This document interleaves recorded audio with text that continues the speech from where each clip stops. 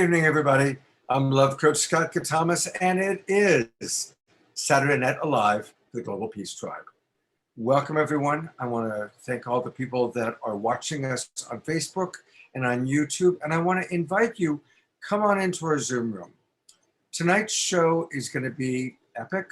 We have remarkable speakers, and we are tackling such important topics.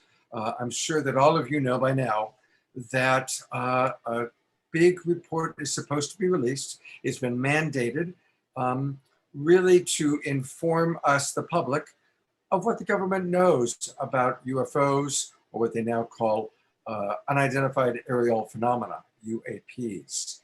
Now, we're going to have with us tonight people that have been studying this for decades, experiencers, researchers, contactees, and we're really going to open up the dialogue in a very dynamic way. It's such a powerful and important topic. We also tonight are supporting all of our friends that are activists that are protecting, especially native lands, protecting our water. We're going to hear from Winona LaDuke, who actually was a vice presidential candidate on the Green Party when Ralph Nader ran. So we've got an amazing group of people with us tonight, but please come into the Zoom room. If you're watching on Facebook or YouTube, come join us. It's really easy. Just go to globalpeacetribe.com, globalpeacetribe.com, and register. It takes like a minute. And what's wonderful about registering is you'll be in the Zoom room. There's already about 300 other people in the Zoom room. We're going to get to 500, 600, 700 people tonight.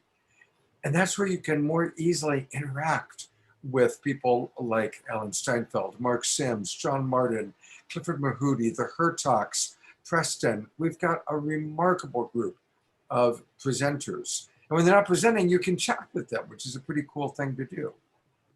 Also, it's a good thing to join and make sure we have your email address so that we can send you access to our ever-growing website, to how to watch the replays, not just of tonight's show. We've done like 62, 63 of these, going all the way back to the beginning of the pandemic. And every one of our shows has been amazing. So we want you to join our Global Peace Tribe. What is the Global Peace Tribe? It's you. If you're watching, it's because you're caring about what's happening with making contact. You care about what's going on with activists that are dedicated to changing the world. And as we are coming together, we're doing more and more events, we're creating retreats, we're creating very special activities and opportunities for us all to get to know each other and to support each other. So please come join us. And it's great to have you with us. I also finally want to acknowledge that about 25% of the people watching this show will be watching the replay. So if you're watching the replay, welcome. You're still absolutely invited. We still want you to join so we can keep you updated about all that we're doing. So please go to www.globalpeacetribe.com, whether you're with us right now, watching live on Facebook, or watching the replay. I want to introduce my amazing co-host and partner, Deborah, and she's going to tell us all about the people we've got on tonight's show. Take it away, Deborah. Thank you, Scott, and welcome everyone to what is now our 64th show that we have produced every Saturday night since the lockdown in April 2020. This is the third month of season 5, Time to Thrive, and we have 3 more amazing shows in June, and then we're going to launch season 6, An Incredible Mix, which will take place July through September. And I want to thank you all so much who have donated to Saturday Night Alive when you have signed up for the Zoom link or you've gone to our GoFundMe and given us your free love, because Scott and I produced this for you along with our amazing team, and your donations really help us create the next season for you. So thank you so much. You can always go to GoFundMe and type in Global Peace Tribe and you'll see our GoFundMe there. So thank you so much. And this is going to be another incredible show. The theme is Raising Consciousness, UFO Disclosure, and Defending the Sacred. Saturday Night Live is dedicated to providing you with the most important information during these highly activated times, especially as our world is transforming so rapidly. And we support the belief that we have the power to create the world we want, especially if we unify together with common goals, share important information, and support important causes like we are doing tonight that are changing our world. It's all interconnected. So during the show, we're going to provide powerful and new information on ET connections and supporting our Native American family that will support people's rights and respect for Mother Earth. We are going to be featuring Winona Duke, and she will share why she's leading a massive protest to stop Pipeline 3 that's happening right now with the Treaty Peoples Gathering and a major pipeline that's being built on Native treaty land and Mississippi headwaters. And we'll hear from Native American elders about the longstanding history between the Star people and the Indigenous. Mark Sims has brought on several important UFO researchers that will reveal the history of our UFOs and current revelations. And Daniel Sheehan will share about what we might hear from government and much, much more. So I want to introduce you to these amazing presenters that we're going to have tonight. Mark Sims is back with us. He's a spiritual scientist, and he had a face-to-face contact experience that profoundly changed his life. And he has spearheaded the movement of galactic communication with making contact. Welcome, Mark. Thank you, Deborah. It's a pleasure being here.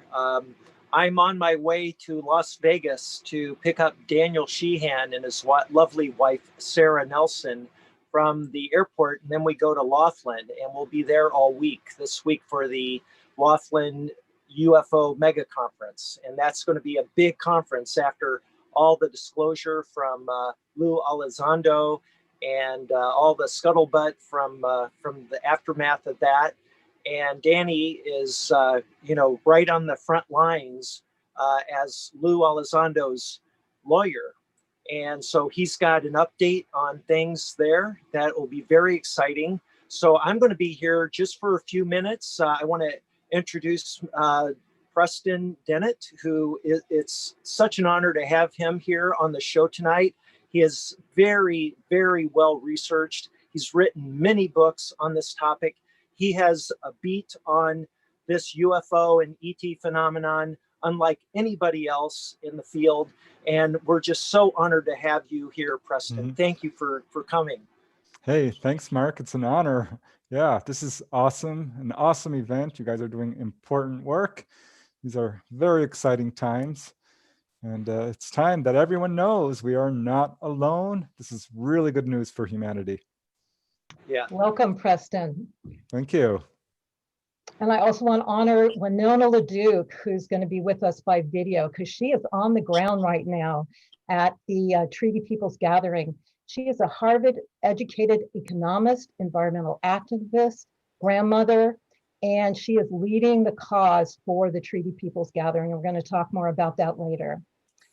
I want to welcome Clifford Mahudi, who is a member of the Zuni Pueblo Indian tribe of New Mexico, who honors awareness and connection with the Galactics as part of their Native American history and teachings. Welcome, Clifford. Glad to be here. All right, thank you so much. And we're also going to have Dr. J.J. Hurtak and Desiree Hurtak. They are social scientists, futurists, founders of the International Academy for Future Scientists. They have been involved in this field way back to 1977 when they were at a World Congress on UFOs along with J. Allen Hynek. So they have a lot to share. Welcome, you both. Thank you. Great to be here. And again, we have Alan Steinfeld, who's a writer, public speaker, television talk show host, and author of the book he just released called Making Contact. And he's also been working for 25 years through his New Realities YouTube and many events that he produced. Right. Welcome, Alan. Well, thank you, Deborah. It's so important you're doing this show about the environment and UFOs because those are the two subjects that may not seem related, but they're the ones that are going to bring this world together in a unity of consciousness. What's up there and what we're living on needs the most attention.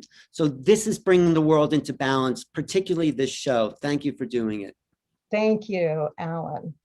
And as usual, we have incredible musicians. We will have Joanne Shenandoah, She is Native Americans' one of the most celebrated musicians and lecturers. She's a Grammy Award winner with 3 nominations, an Emmy nominee, and she has over 40 music awards, including 15 Native American awards. And we will be featuring Cornflower, who we love, one of our most favorite performers. He's well known for live looping, beatboxing, and just channeling from spirit in the moment, the perfect music that lifts the frequency up. Welcome, Cornflower. And we're also happy to have John Martin. He's a classically trained guitarist and experiencer. He uses music and positive thought and love projection to connect to the star family. Welcome, John. And we're always happy to have Lori Grace. She is very passionate about the subject, especially. She's an important activist for Mother Earth and supports Native causes and is deeply supporting the Treaties Peoples Gathering that is happening right now.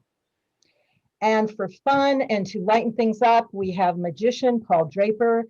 He's a comedy presenter, a mind reader, very talented musician. We have him on Saturday Night Live a lot because we love him. You'll also see him on the History Channel, A&E, HBO. He's been around. Welcome, Paul. And as you know, we use this platform because there are thousands and thousands of you all around the world. And the power of community is so strong. And tonight we are going to support the Treaties People Gathering that's taking place right now in Minnesota that has the goal of protecting Native and community lands through stopping Pipeline 3. This is very similar to Standing Rock, and we're going to explain in detail what's going on there. But we are going to be posting the link where you can donate in the chat room. So please be generous at any level, whether it's $5, $100. But if you can't be there in person, this is how we can share our green love and make a change in the world right now. So thank you so much, all of you, for joining us. And we are going to start with some music. Thank you, Deborah. You know, I also want to let everybody know that one of the most important speakers that we're going to have tonight is Danny Sheehan. You heard Mark talk about how he's actually on his way to pick Danny up right now. And Danny really is going to bridge the gap for us. He has been for 40 years the leading civil rights attorney for our great global peace tribe, going all the way back to the Karen Silkwood case, I'll do it. Pentagon Papers. He has really been at the forefront. And most recently, some of you might have seen on 60 Minutes, the whistleblower that came out, who was on 60 Minutes a few weeks ago talking about what the government is hiding about UFOs. Well, guess what? Danny is the one who's representing him, going to be in Washington, D.C., representing him in front of the Pentagon. So we've got Danny with us. He'll be joining us in probably in about an hour and a half, 2 hours. So that's another wonderful speaker that we have with us tonight. It's really... Scott, I also want to acknowledge our sponsors, because we've got 3 sponsors this time that have really made this happen. Of course, Mark Sims is one of our incredible sponsors who have always helped us create these shows. And teaming up together is Lori Grace, as I mentioned, and also Jay Mayer of Light Touch, who is also our executive producer. Also want to honor Jan Kaplan, who partners with Jay and helps us bring these Indigenous shows that we've been doing every season. So thank you so much, Lori, Mark, Jan, and Jay, for making this possible. So much love and appreciation to you. Absolutely. Thank you. And thank you, everybody who's watching. We've got 350 people in our Zoom room now, and all of you watching on Facebook, come on in and join us. Get ready. It's going to be an incredible show. And as Deborah said, we always like to start with music. And I'm so grateful that we've got Joanne Shenandoah with us. When we realized that we were going to be putting a lot of emphasis on to support of the Native American people, who else to have but our wonderful friend Joanne, who has brought a lot of amazing people into our previous shows. And Joanne is, of course, an incredible musician, but she also is so connected to her heart.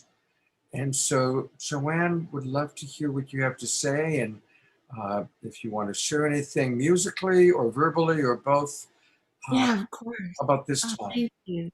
Thank you for inviting me again. I totally love your work and what you're doing. I think this is so special because,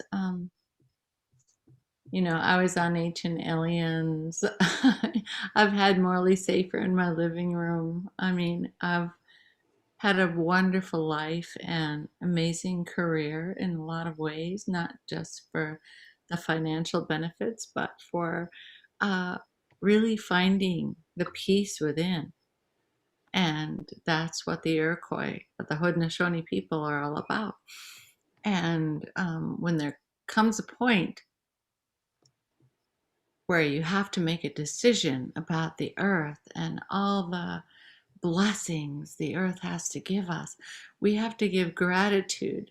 That's our major essence of how we live.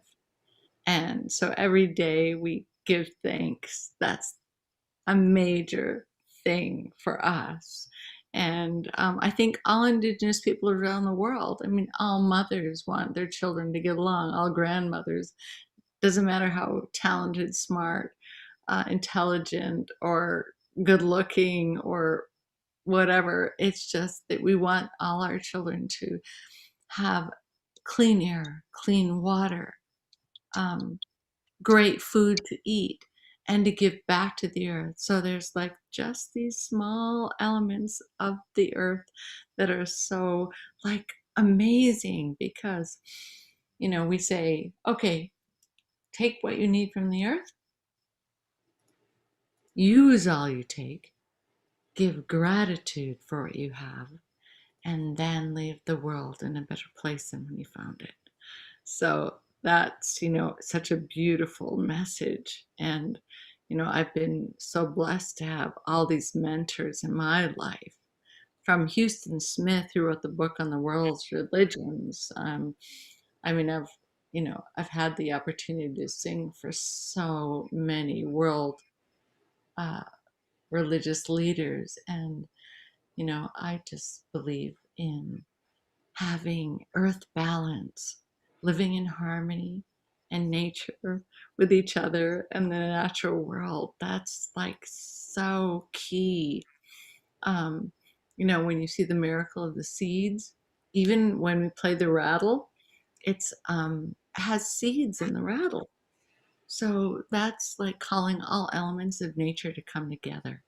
So if we can do that with each other, it makes all the difference.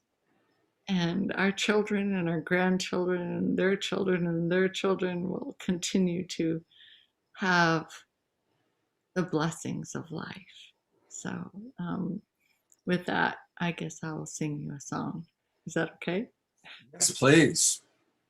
Okay, so here's a song called Mother Earth Speaks, because she gives us everything we need to survive.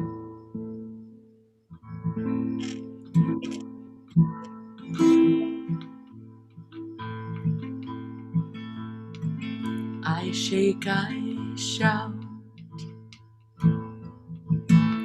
from time to time, no attention is paid to mine. I fear for you, not just for me. My heart beats on. Why can't you see?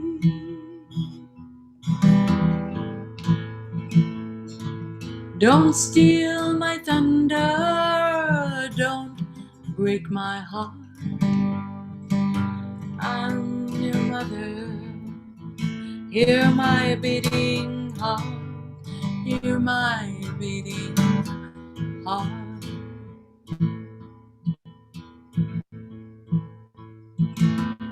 Rape the land, rape your mother, take the poison from all my water, cut the trees down to my soul. strip my body of all its oil. Don't steal my thunder, don't break my heart.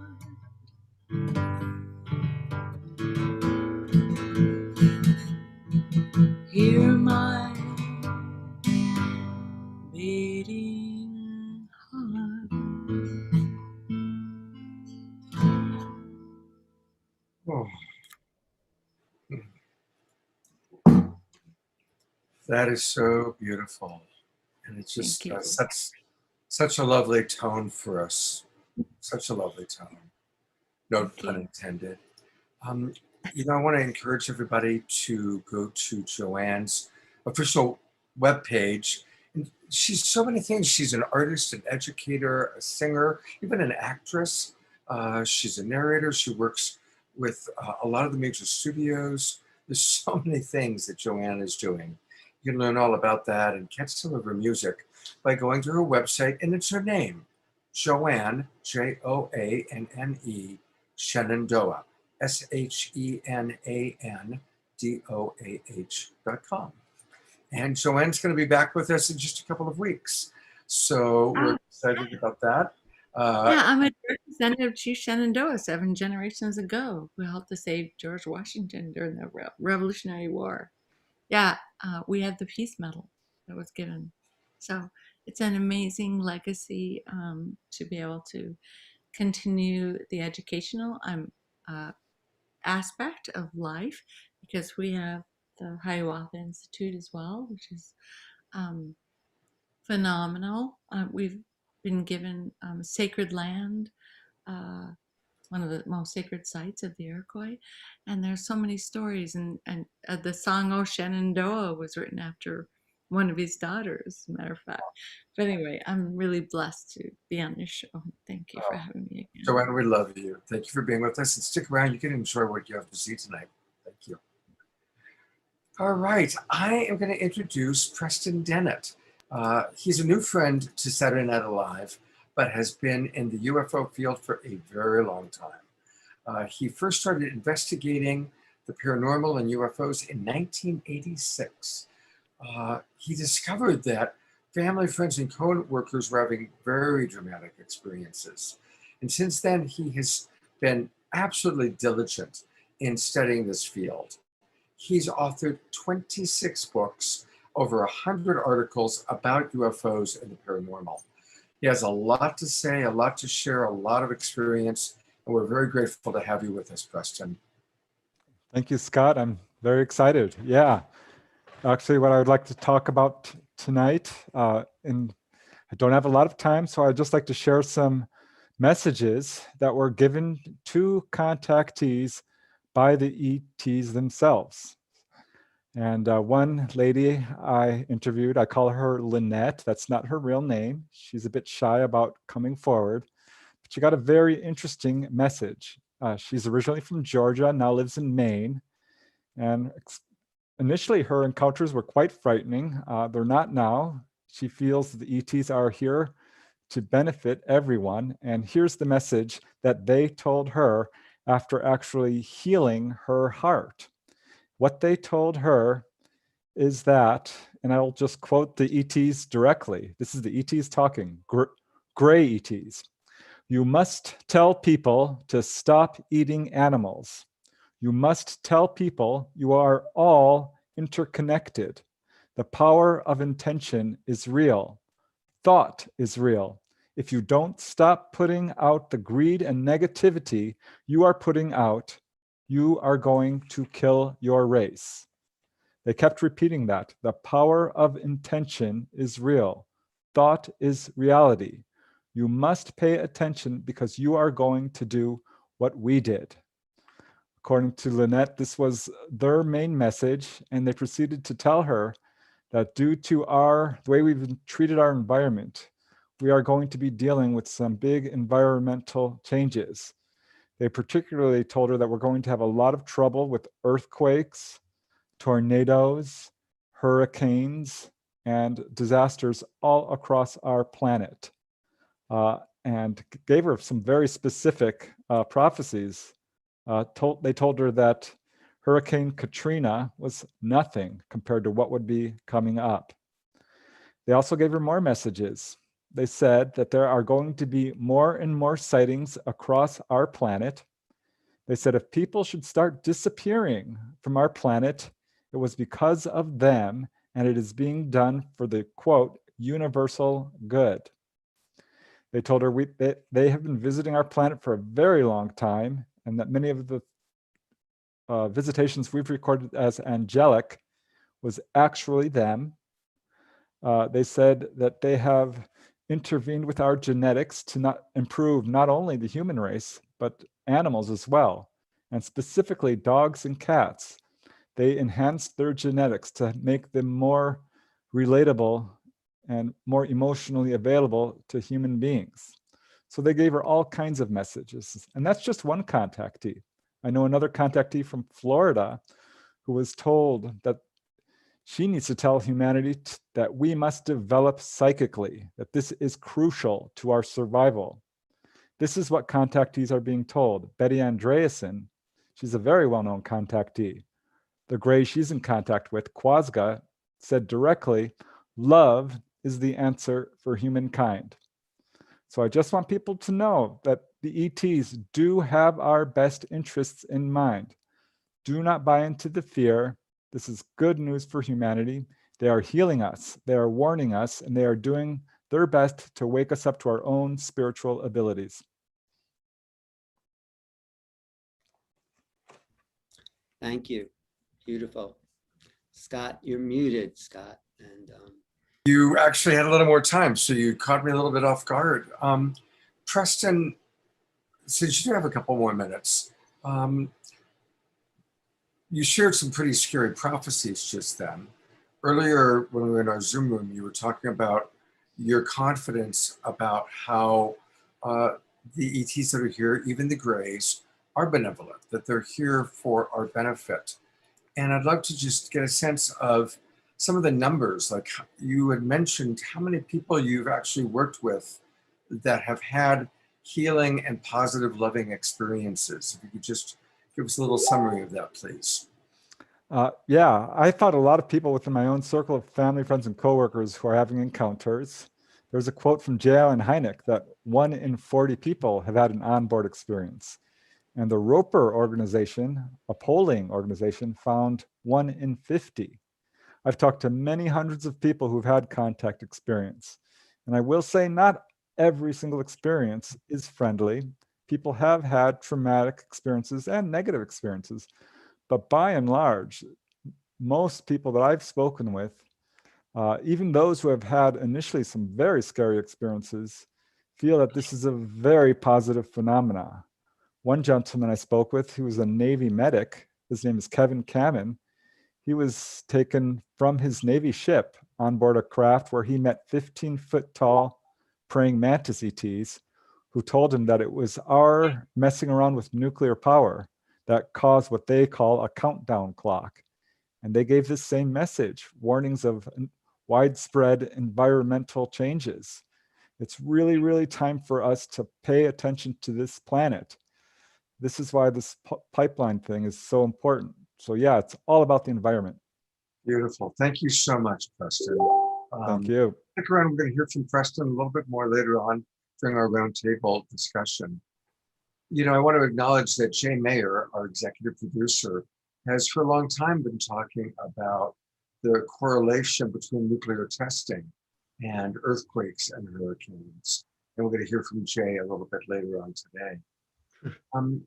I am really proud of the way that our organization, Saturday Night Alive, raises money.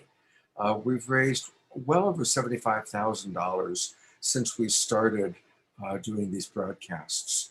And tonight we are raising money to stop Pipeline 3. And I'm about to play a video of a woman named Winona LaDuke. She's a remarkable woman. So I'm going to put up her picture so that you can see it for a moment while I kind of tell you a little bit about her, and then I'm going to play the video. So here's Winona. And let me tell you a little bit about this remarkable one. She probably is most famous for having ran for vice president on the ticket, the Green Party ticket, with way back, let's see, it was about 12 years ago when she ran, and on the Green Party with Ralph Nader as the presidential candidate. And she's a Harvard-educated economist, an environmental activist, author, hemp farmer, grandmother, and two-time former Green Party vice presidential candidate with Ralph Nader. She is a powerhouse, and you're about to see. I did a pre-record. She's not available to be with us live because she's right now on the front lines of the protests taking place right now in Minnesota. And so she did sit down with me last Sunday. We spoke for quite a while. And this is what she had to say. So I want to invite you to drop in and let's all get an education about what's going on in Minnesota, what's going on with the pipeline, and why we're dedicating tonight's show, and we're going to continue to dedicate a lot of our time and energy to stopping Pipeline 3 and supporting our friends, our activists. Here we go. Winona, thank you so much thank you so much for joining us on a Sunday morning. And we're here to support you. Tell us a little bit about the history, what's happening next weekend, and how we can best support you. Thanks for calling me up here. I'm in Park Rapids, Minnesota, near the headwaters of the Mississippi, Itasca Park. Lots of camping around here. I am camping with my extended family and other Anishinaabe people on the Shell River. The Enbridge Corporation, a large Canadian pipeline company, the largest pipeline company in the world, and the guys who send 75% of the tar sands into the United States, those guys want to build a line. It's called Line 3. And, you know, we've been fighting this line for 7 years because it was a bad idea 7 years ago. It's a worse idea now. You know, in a time of climate chaos, you don't need to add the equivalent of 50 new coal-fired power plants. You don't need to add oil. Enbridge has 22 rivers to cross, actually 67 rivers to cross that they haven't crossed yet. A lot of water. And pipelines are not what you want. What you want is pipelines for people, not for oil companies.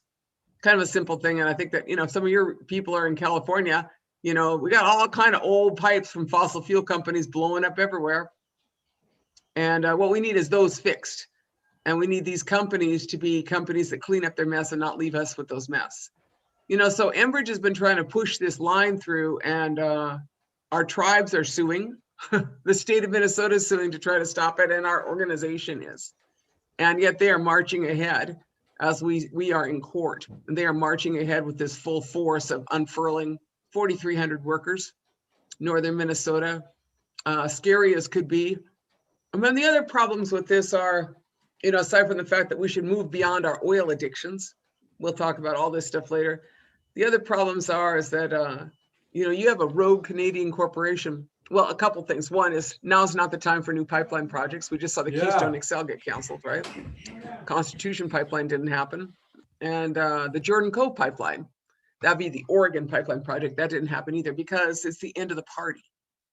So who wants to be holding the last tar sands pipeline? Not me. It's kind of like being the last soldier to die in Vietnam, isn't it? Mm-hmm. It's So let's just not do that. No, that's it. I mean, actually, somebody told me that. They said John Kerry testified and said, you know, who gets to say you're the last man to die for a bad war? Who gets to say that you're the last person to get shot at with tear gas for the last pipeline? I'm not going to do that. We're going to stand. We're going to stand. And so we tried to make the system work. I attended every hearing, intervened in every process. Our tribes did, and the system didn't work. Enbridge secured approvals by the state of Minnesota, and since then they started moving ahead. But a condition of their approval, which is super horrible, is that after the Standing Rock fiasco, the $38 million of military repression spent to repress water protectors, and, you know, all kind of people got arrested, legislators, church people, $38 million. Well, in Minnesota, they required Enbridge, a Canadian multinational, to pay for the police. Let me just say this one more time. To put in a pipeline project that nobody wants, the Enbridge Corporation, a Canadian multinational, is paying for the police force that is required. And so we have all kind of police equipment that has come into northern Minnesota that we're not even sure about. There's small towns that have MRAPs. That's a mine-resistant armored personnel carrier. There's a town of 1,200 that has its own MRAP. There's another town of 3,000 that has its own MRAP right here on the line. And then Enbridge has been reimbursing police coffers about $1 million so far in police equipment expenses. And then they have private security. And I don't know who's in charge or what's in charge of that. And it's a very volatile situation they're setting us up for. You know, and they need to withdraw the permits. And you know, this is the problem today, is that the state of Minnesota, the Governor Walz, you know, this is Minnesota, 10,000 lakes. There's all kind of water tourism up here. You know what I'm saying? People come to Minnesota to camp for the lakes. They don't come here to camp for the oil pipelines, right? Right. And it's just a really bad situation that he's, you know, that they're creating. And in the middle of that, you know, this isn't just our problem, because that carbon doesn't stay here, it goes everywhere. And more than that, I feel like that what you're finding is that the company is rogue. Why do I say that? I was just over in Michigan 2 weeks ago to celebrate the eviction party of the Enbridge Corporation. I don't know if you've been following this, but there's a pipeline that was put in 1963, a tar sands oil pipeline under the Straits of Mackinac.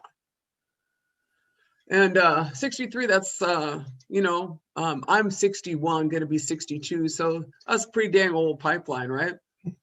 I suppose it's 58 years old or something, or you know what I'm saying? Yeah. So I'm in good shape, but it isn't. Right. You know, old tar sands pipelines. And so the governor of Michigan, Gretchen Whitmer, ordered that pipeline, revoked the permit for that pipeline after 2 years of consultation, research, scientists. She said, this is too much a risk for the people of Michigan. And so she withdrew the permit. And the Enbridge Corporation said that they would not leave. And so the Enbridge Corporation said that the state of Michigan, which had issued them the easement, could not withdraw the easement. Wow. And they said the same thing to the Bad River Band of Ojibways in Wisconsin. You can't kick us out, we're here. So the question is when the party's over, how do you get them to leave?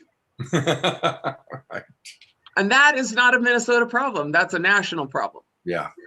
So I'm here because I'm in town now, but I'm camping on my traditional land on the river. And Enbridge is intending to cross that river, and I'm intending to stop them, probably with a lot of other people. So tell us, how can we best support you? Of course, green money, and we're going to definitely raise money for you. Okay, I'm going to show you some pictures too now. Yeah, Check out the. Okay, so I showed you. So this is okay. So this is a little bit. Can you see this? This is my village. Yep. Okay, so this is my village at Pine Point. This is some murals we're painting on a 50-year-old housing project, maybe 60-year-old housing project. I'm just saying. Who's the little bugger peeking out the window? Elise, I think her name is Elise. You know, I didn't paint this. My cousin designed it, and some beautiful young women painted it. But you know, we're in this situation where you know, this is what it looks like. We're all ready for a just transition. You know, I've been working on solar and hemp. I'm a hemp farmer. I'm all ready to move along. You know, but in the meantime, this is what it looked like. It was minus 20 degrees, minus 10 degrees, and there we were. So far, 300 people have been arrested since this started. 300 people look like us. That's me, like me in my greatest move. I was the back of a bear rubbing into an Enbridge outhouse. I don't know if that's a felony. I don't think so. This is, you know, kind of like what our sisters look like up here. That's Dawn Goodwin, and she's the one who stopped some big equipment. You know, she didn't really mean to, but she ended up stopping it. Wow. And there's them arresting some more people. That one they're arresting is a Catholic worker. Her name's Michelle. But we're not afraid to get arrested, because what you going to do if you can't drink the water? What you going to do if you don't got a planet? You know? Yeah. The thing is that the laws and the system has failed us. You know, we just see that. I mean, why am I telling you that? You live in the same country I do. I mean, didn't I just see the Republicans say that they don't want to investigate the insurrection? Oh yeah, they're blocking it. Blocking. Right. I was like, wow, looks like the system's working just fine. Yeah. You know? So you overthrow the government or attempt to overthrow the government, but we won't investigate that, you know? So we're, I see this moment as a moment for great opportunity and change. You got two choices. Our people talk about two paths, one path being well-worn and scorched, the other path being green. This is what it looks like. And at this moment, it's called the time of the seventh fire. You have a choice between two paths, and it's time to pick the good path. And I say that to you because, in the world that we all live in, this is a time of tremendous change. I like what Arundhati Roy, the Indian writer, says when she talks about pandemic as portal. And what she says is that in the history of the world, pandemics have forced societies to change. Mm-hmm. This one is no different. It's a portal between one world and the next. And there's some of our state legislators supporting us. And she says, how do you want to go through the portal? Do you want to take your avarice, your hatred, your dirty rivers, your data banks, or you want to walk through clean? I say we fight these guys, the bad ideas, one more round of bad ideas. It's the end of the fossil fuel party. How do I know that? Did you just see that the Saudi sovereign fund just divested of all his tar sand stock? Wow. The Saudi Arabian Saudi. I thought that was so funny. You know what they did? They bought video game stock. I was like, I don't know. But why am I showing you here? This is the free speech zone that's been designated. It's that little yellow. Right, little line yellow there. part. Yeah, so that's where you can have free speech in Minnesota, but we've kind of disregarded that. We express our free speech rights as Americans and as Indigenous people where they should be expressed. And so, this is kind of our work. I'm just going to say we're building. This is our hemp crop. Beautiful. Right. And we're doing solar. What am I telling you? Our organization's called Honor the Earth. And we're installing solar thermal panels. We're building solar thermal panels. And it's one of our tribes putting up solar. We're all ready. We're all ready for that just transition. And Joe Biden better move us along, because otherwise we're going to be fighting over pipes and rocks for 20 years. And I'm too old to do that. I'll be pretty crabby if I got to do that. So we're just ready to move along. Beautiful. Anyway, so that's our organization, Honor the Earth, honorearth.org. And if you want information, you can look at that or stop line 3. I have a camp on the river, on the Shell River, on the Shell City Campground, it's called, public campground. I'm the public, thought I'd just take my space in the public campground. But my point is that there's probably 1,000 people coming this weekend to northern Minnesota. If you're nearby, you should come. Come to Park Rapids. Come to look up on our website. We have a gathering of treaty people who understand these treaties and our commitments to each other. Because that's what these treaties are, is commitments to each other too. And we do have people from all over the world, all over the country. So this is important. What are the dates, the exact dates? It starts on Saturday, June 5? Yeah, June 5 to June 8th is the first round, but and there's thousands of people coming, that are 1,000 people, I suppose, that are going to stand up, and many are just going to express their First Amendment rights. I don't know what's going to happen, but I know that a lot of people might be here to stop Enbridge. Mm-hmm. And it's about time someone did. But you keep 5th to the 8th. You come to northern Minnesota if you can. The camping is beautiful, and there's plenty of things to do with your fellow people that are all double vaccinated and outside. Be a water protector, be outside, be happy. And then we anticipate that things will escalate. I don't know. It's really Governor Walz's call. But, after he arrests a bunch of church people, we'll see who he wants to arrest. I mean, I didn't close down his line that Catholics lock themselves to his pipes. Wow. After that, some librarians did. I keep saying, I'm not your problem. I didn't do anything. But we assume that it's going to escalate, because I think the company, this is the third pipeline project they've attempted to put through. The other 2 were defeated. And so they want this pipeline, but we want our water more than they want the pipeline. Absolutely. Mm-hmm. And so you can also just support us at Honor the Earth. if you want more information. Okay. Yeah, absolutely. We're going to, we're going to be posting the link where people can donate. That's great. And so, donating time, donating money, getting out to Minnesota, supporting you. And how do things look? Do you have some political support on a local level? We have all kinds of support. We have all kinds of political support locally, nationally, regionally. Good. We have all kinds of support. State representatives have been coming up here consistently, and the Becker County or the Hubbard County Sheriff is pretty repressive.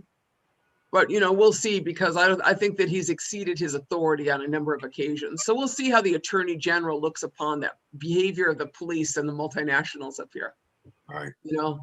We have a lot of support. We're gonna, we have more people that more legal needs and stuff. But so it's going to be quite a beautiful struggle. Yeah. Well, we're going to carry this, of course, next Saturday, June 5th, but we're also going to do updates. And that's what we do on big stories like this. We are the Global Peace Tribe. We had, I think, Danny Sheehan. He was one of our speakers last night's show. We had 8 speakers last night. Danny was. I know Danny Sheehan. Of course, you know Danny. And so we had Danny on last night.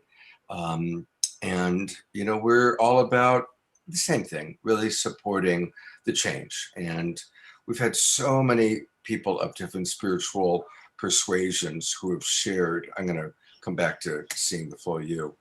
We've had so many people of different spiritual persuasions share with us very much what you're saying, that the pandemic, what's happening, this is it. This is the time that we've all been born into, to choose consciousness, to choose awareness, to stop the unsustainable practices of a very old paradigm that's dying. And so it's not that old, actually, but it's like when they call it conventional agriculture, it's actually an aberration, been around for 50 or 60 years. This is kind of an aberration, corporate oligarchy. I know colonialism's been around a while, but yeah. The truth is that the fossil fuels playbook, like most of these politicians, got a playbook from the last century. Yeah. It is time for a better way of thinking, an old way and a new way. Absolutely. Well, God bless you for the work that you're doing day in, day out. We're glad we get a chance to support you. We are going to have one fellow out there with a camera tracking. Gary Crane is going to be out there with you guys. And hopefully after seeing this, a lot more people are going to get out there.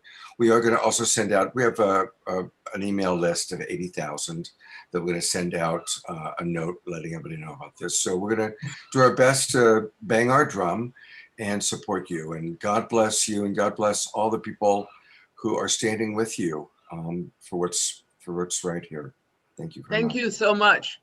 Thank you so much. Okay, you all have a good day, and thanks for your time. And put some good prayers out for us, and love your water, because that's life. Absolutely. Then. So wasn't that amazing? These are the power of our times. We can be right with her right now, and all the Native people, all the community that are there and have gone to Minnesota to stand up for us and for our Mother Earth. And we, as the power of the Global Peace Tribe, all of you all over the world, can now participate and send some green love and prayers to stop the Pipeline 3 and really make a change. So this is amazing. I've been posting in the chat room the link. So please, whatever you can give, whether it's $5, $10, $100, $5,000, $1,000, every little bit helps. And that's how we, as the power of community, can help make a change right now in real time as it's happening. So I invite you to make the donation. Also, as Scott said, we're going to put it in our email list. So if you can't get to doing it tonight, look for the emails. It'll be in there. And sending them all so much love, so much appreciation for standing up for all of us. And especially Winona Duke. She is amazing. She's been doing this forever. And you can see from the fire in her eyes and the passion in her heart that she's not going to stop and she'll be on it. We are so lucky to have powerful women like that leading us. So thank you so much for your donations. And, you know, this is the power of what we can do now as a community.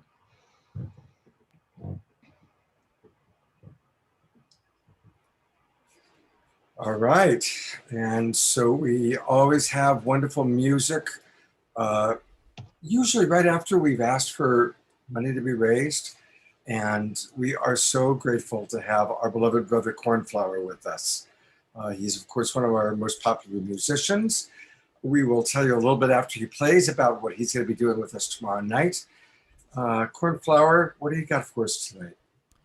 Well, I am so grateful to be here tonight. I have a song called Hear the Call, and just to give a bit of perspective, the lyrics are written as if the earth is speaking to us. So when you hear these lyrics, receive it as if the earth is speaking directly to your heart.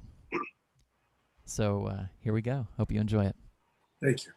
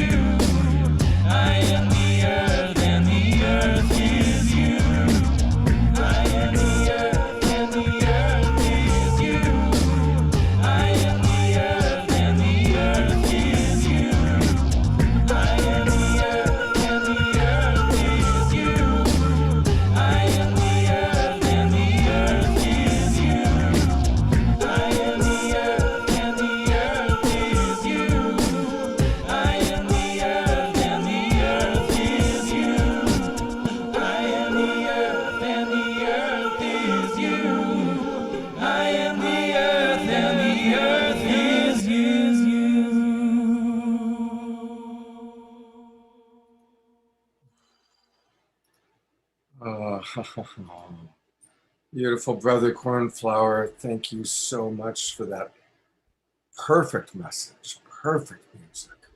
Thank you. Thank you, Scott. Stick around for a moment because I do want to show a couple things. Want to encourage everybody to go to his website, cornflowermusic.com. And there's a lot of this free music there, information about his upcoming events, and the upcoming event that, of course, we're sponsoring is tomorrow night. Cornflower and Kristen Hoffman, two of our absolute favorite performers. They met through Saturday Night Live. They said, wow, we should play together sometime. And Deborah and I jumped on and said, yes, why don't you do something together? And so they have put together a really extraordinary and beautiful evening. You can hear how excited my dogs are about it. It's tomorrow from 4 o'clock to 6 o'clock Eastern. That's 1 o'clock until 3 o'clock West Coast. I'm going to mute myself and ask Cornflower to share a little bit about what's going to take place tomorrow. Yes, so the Sonic Source Activation is a collaboration between Kristen Hoffman and I, and we are both going to be taking you on 4 sonic activation musical journeys. Each one can be totally experienced by sitting back and receiving, or you're going to be invited in to co-create with us by the first journey will be meditation and visioning, and the second journey will be painting and drawing. The third journey will be creative writing, and then the fourth and final journey will be dance and movement. And so we'll invite you to come in, and the goal of this whole experience is to give you some tools to really open to the source within you and to be able to bring forth your creative potential and your purpose here in the world. So you can either sit back and relax and experience 4 completely improvised, never heard before sonic journeys by Kristen and I, or you can interact with these tools that we personally have used and that have transformed our lives and helped us share our gifts with the world. So you can find out more at sonicsourceactivation.com and register for our event tomorrow. Beautiful. Thank you so much, Cornflower, for I sat in on a rehearsal of what they're doing, and it's going to be an amazing afternoon. So please, everybody join. There's a few spots left. That's tomorrow. And we're just so grateful for you, Cornflower. Thank you. I'm so thankful for you guys. Thank you, Scott and Deborah, for how you see Kristen and I and how you've been supporting us. Thank you all so much. Absolutely. All right. Well, speaking of people that we appreciate, I sure appreciate Jay Mayer and Jane Kaplan. Every week they've been putting together these wisdom jewels for us. Jay, of course, is our executive producer and co-sponsor of tonight's show. Jan is our amazing senior producer. And they've really done it this time. Take a look at the wonderful wisdom jewels for this week's show that they put together.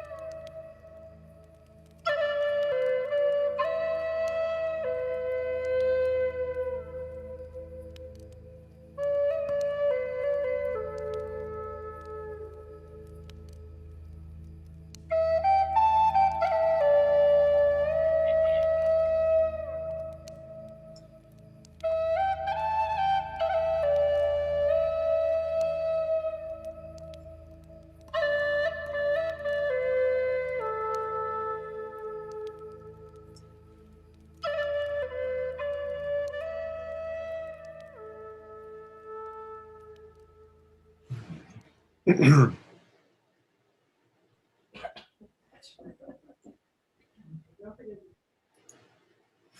you, Jay. Thank you, Jan. And I'm now going to turn over. We've got two wonderful co-hosts tonight, Alan Steinfeld and Mark Sims. And I'm going to turn it over to Alan to introduce his friends for her talks. Yes, JJ and Desiree Hertog, both doctors, I think are the fabric that pulls this show together. They've studied Indigenous wisdom. They're spiritual teachers in their own right. They're environmentalists. They're very concerned with the environment. I think Desiree has a doctorate in her environmental studies. And they're also fighting for the push for truth in the UFO front. So they pull this whole evolution of our consciousness that's happening with the global peace tribe here together into their teachings and into their passion to make the world a better place. So it's my honor to introduce my very good friends and mentors, Doctors Desiree Hertog and JJ Hertog. Welcome to the program. Thank you, Alan. We're very privileged to be here. Right. And so we want to start with the support of Winona and everything that she said about the stopping of the replacement of Pipeline 3. They're all old pipelines in this northern part, central part of the United States. But also to bring out another thing she said that people might not know about is that the governor of Michigan actually has tried to really stop this existing pipeline because it is so old. I think it actually even is something like close to 60 some years old. And it goes right through the Straits of Mackinac, which is exactly where Lake Michigan and Lake Huron come together. And you can see it under the water. It's like looks horrible. It's been there for so long. And if it ruptures majorly in any one place, it's going to be a disaster. And it really is. The party should be over on both fossil fuels and nuclear fuels. We also had, and I want to bring this up for people to realize why it should be over, there was the cyber attack. Some of you may recall that in early May, where Colonial Pipeline, which is from Houston all the way to New York, brings 45% of our diesel, our gas, and our jet fuels that are used in airplanes. And it had to shut down for 2 days. Had it shut down for any longer than 2 days because of this ransomware, really people would have been standing in lines at gas stations all up and down the East Coast.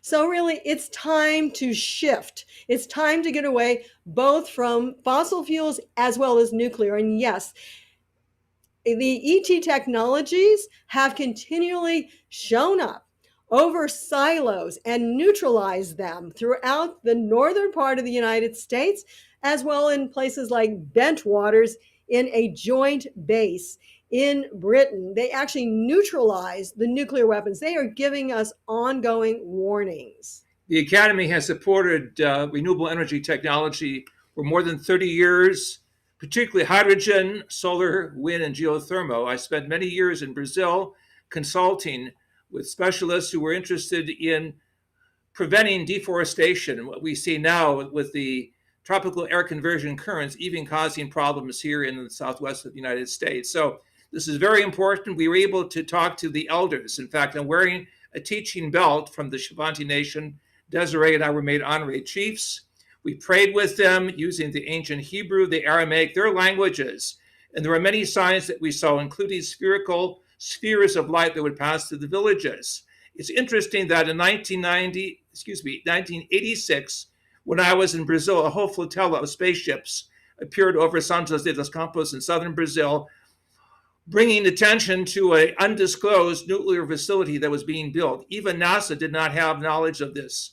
It really caused an uproar in the Brazilian government, but it acknowledged the fact that the ETs were telling us we were taking a wrong step towards more nuclear plants, a slide to the destruction of our biosphere.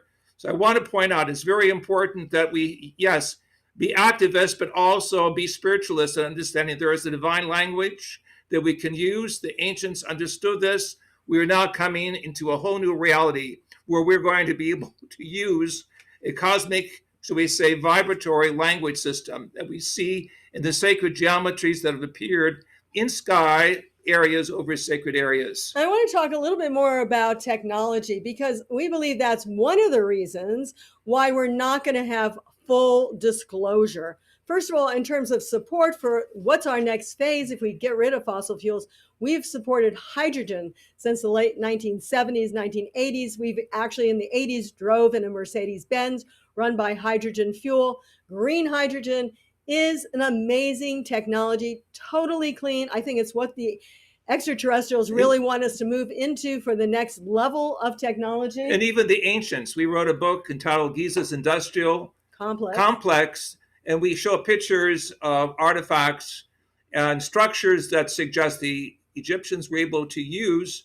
hydrogen energy, which they produced from salt water, that gave them energy sources to their vast underground hydraulic system. And you won't need the pipelines, even though some hydrogen will be transported. The newest forms are seeming to be made, at least for automobiles, right on site. And I think that's one of the reasons they have not been so excited about passing on that technology. Literally, in the future, you can make hydrogen in your own backyard. So green hydrogen is the key to the future. And this is why I'm proud to say Desiree and I presented papers at global summits before major universities, major conferences, academic centers throughout the world, signaling that this is really a push to update what we need, as it were, a clean energy in concert with Mother Earth. But we don't stop there. We've researched actually electromagnetic resonance technology for extraterrestrials.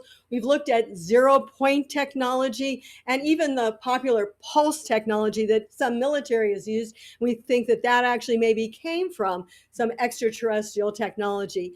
Yes, we have back engineered in areas like Area 51 certain technologies of the alien craft. This is what Bob Lazar was talking about. This is probably not, sadly, not going to come out in disclosure because there's just too much of this. We talked to a man named Bill Uhouse, who also worked at Area 51. With the ETs themselves. He said, yes, he was right there talking to alien intelligences who not only, we don't have these craft there just from crashes. They actually gave us an extraterrestrial spacecraft, according to Bill Uhouse, that has been back engineered. He's actually talked to aliens face-to-face, talking not only with telepathic information, because they wanted to give us the technology that was needed. So because of the hypersensitivity regarding exotic technology like MHD, magnetohydrodynamics, the disclosure that is coming is not going to go into the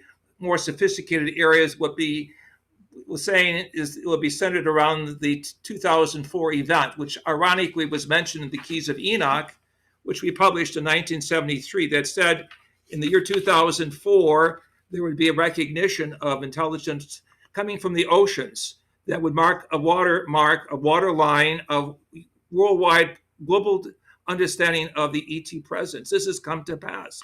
Along with this, some of you have seen since 2004 to 2019 these strange pyramidal objects in the sky. We believe this is consistent with what the Keys of Enoch show us in the first picture of the keys themselves, a cosmogram showing a pyramid over Mother Earth, a floating pyramid design, which is a geometric signal for the coming of other geometries that are connecting us with other opportunities to put a big scientific picture together, such as the pyramids on Mars. Now, I know many have complained and said, oh, these are just military technologies. Well, we don't think so, because in 2009, they appeared over the Kremlin.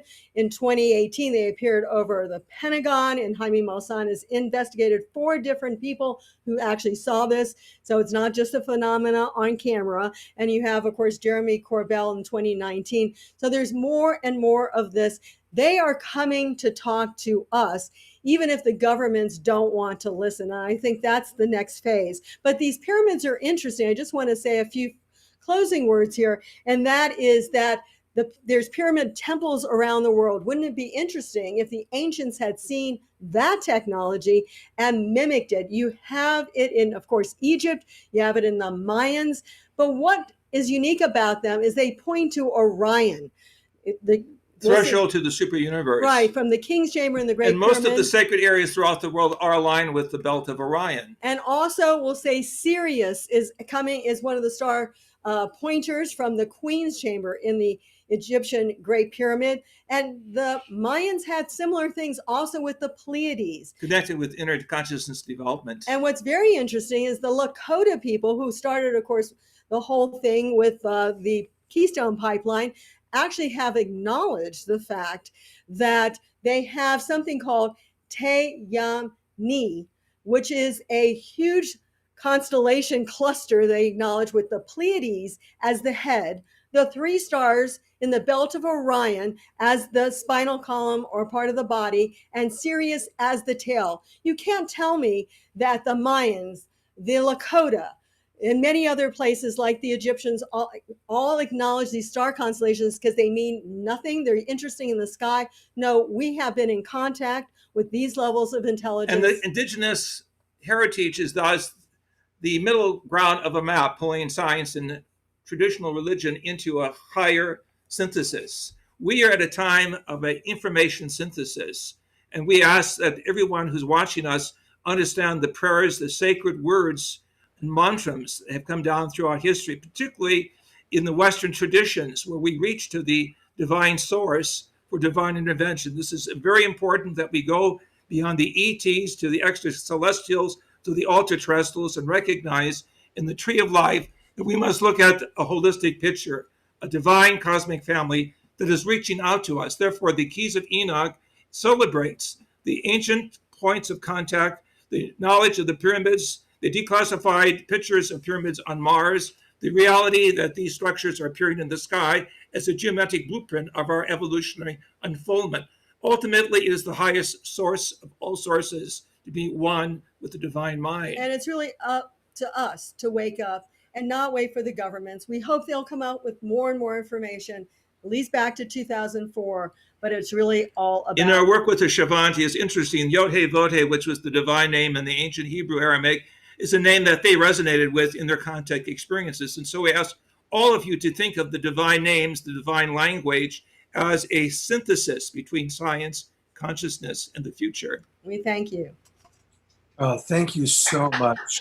Really remarkable. Just, you know, a lot of people have talked about how the Keys of Enoch way back when changed their lives. And really, that book is one of the 4 or 5 great foundational books for our Global Peace Tribe. I think probably most of us have read it. And I certainly want to encourage anybody that has not read it. It is one of the most important books in anybody's library. So go to keysofenoch.org, Keys of Enoch, spelled ENOCH.org, to learn not just about the book, but about all the remarkable work that JJ and Desiree are doing. And I really want to thank you for how you do tie together your understanding of the big picture with what we need to do right now today on the ground. And thank you for your support of Winona and what's happening. Thank you for also sharing with us about Michigan, Desiree. That's, you know, I wanted to touch it. So it's like, okay, great. Thank you, Desiree, for doing that. A lot of people have questions. So I'm hoping that maybe you'll go take a look at the chat box, because there's some questions to answer there. We're also going to have a Q&A period in about, probably about an hour and a half when the main part of the show ends. I don't know if you can stick around or not, but if you can, we would love to ask you some of those questions about green hydrogen and energy and all of that. So great. Thank you so much. Yeah, you know, what's so important about their work is the Keys of Enoch opened a multi-dimensional window that we are now starting to realize as the ETs come into our preview, into our world. This is existing on many levels. So it sort of started with the Hertogs here. Yeah, in the beginning, there were the Hertogs, and it was good. Thanks, Alan. And we're going to see more of Alan. But now it is time for some magic. You know, this is an inspirational variety show. And so with all these incredibly important presenters, we also love to have magic. And one of our favorite magicians, of course, is the great Paul Draper. And Paul's been on the show many, many times. And he's great because I said, hey, Paul, we need you. We need something really fun and cool. And he comes up with it. But in case you don't know, I do want to tell you a little bit about Paul first. He's a comedy presenter, a mind reader, and a speaker, as well as a musician, who's appeared on the History Channel, A&E, HBO, Hallmark. It goes on and on and on. He's appeared with David Copperfield, Lance Burden, Teller of Penn and Teller, and so it goes. He is one of the top magicians. In fact, the International Magician Society awarded him the Merlin Award for World's Best Corporate Performer. So hint, hint, if you're looking for someone to come in and give a performance for your corporation, Paul's your guy. Paul, what you got for us tonight? Yeah. Also, just a few days ago, the Society of American Magicians gave awards to me and David Copperfield and Jeff McBride. So we just received some presidential citations from the club that Houdini was the president of. Yay! They even gave us special magic wands. And I always think it's fun with a group like this to share something with that sort of background on the special magic wand that they only gave, the president of the Society of American Magicians gave.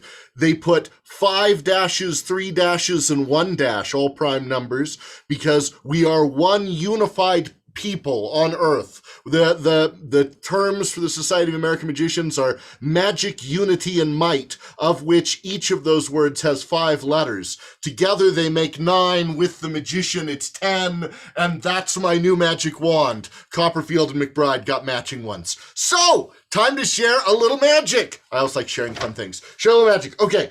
So here we go, a little magic with a little symbolism here. So we have 4 colors to represent earth, wind, right? Fire, water, and all of these things are connected because we know that the water in the streams, it gets aerated, that allows fish and life to flourish. We all come from that, and it takes the air to allow the fire to burn. And sometimes the fire burns parts of the earth, but that can sometimes be healthy for the earth, for it to regrow and be reborn. But the water can put out the fire and the air, and it's all connected.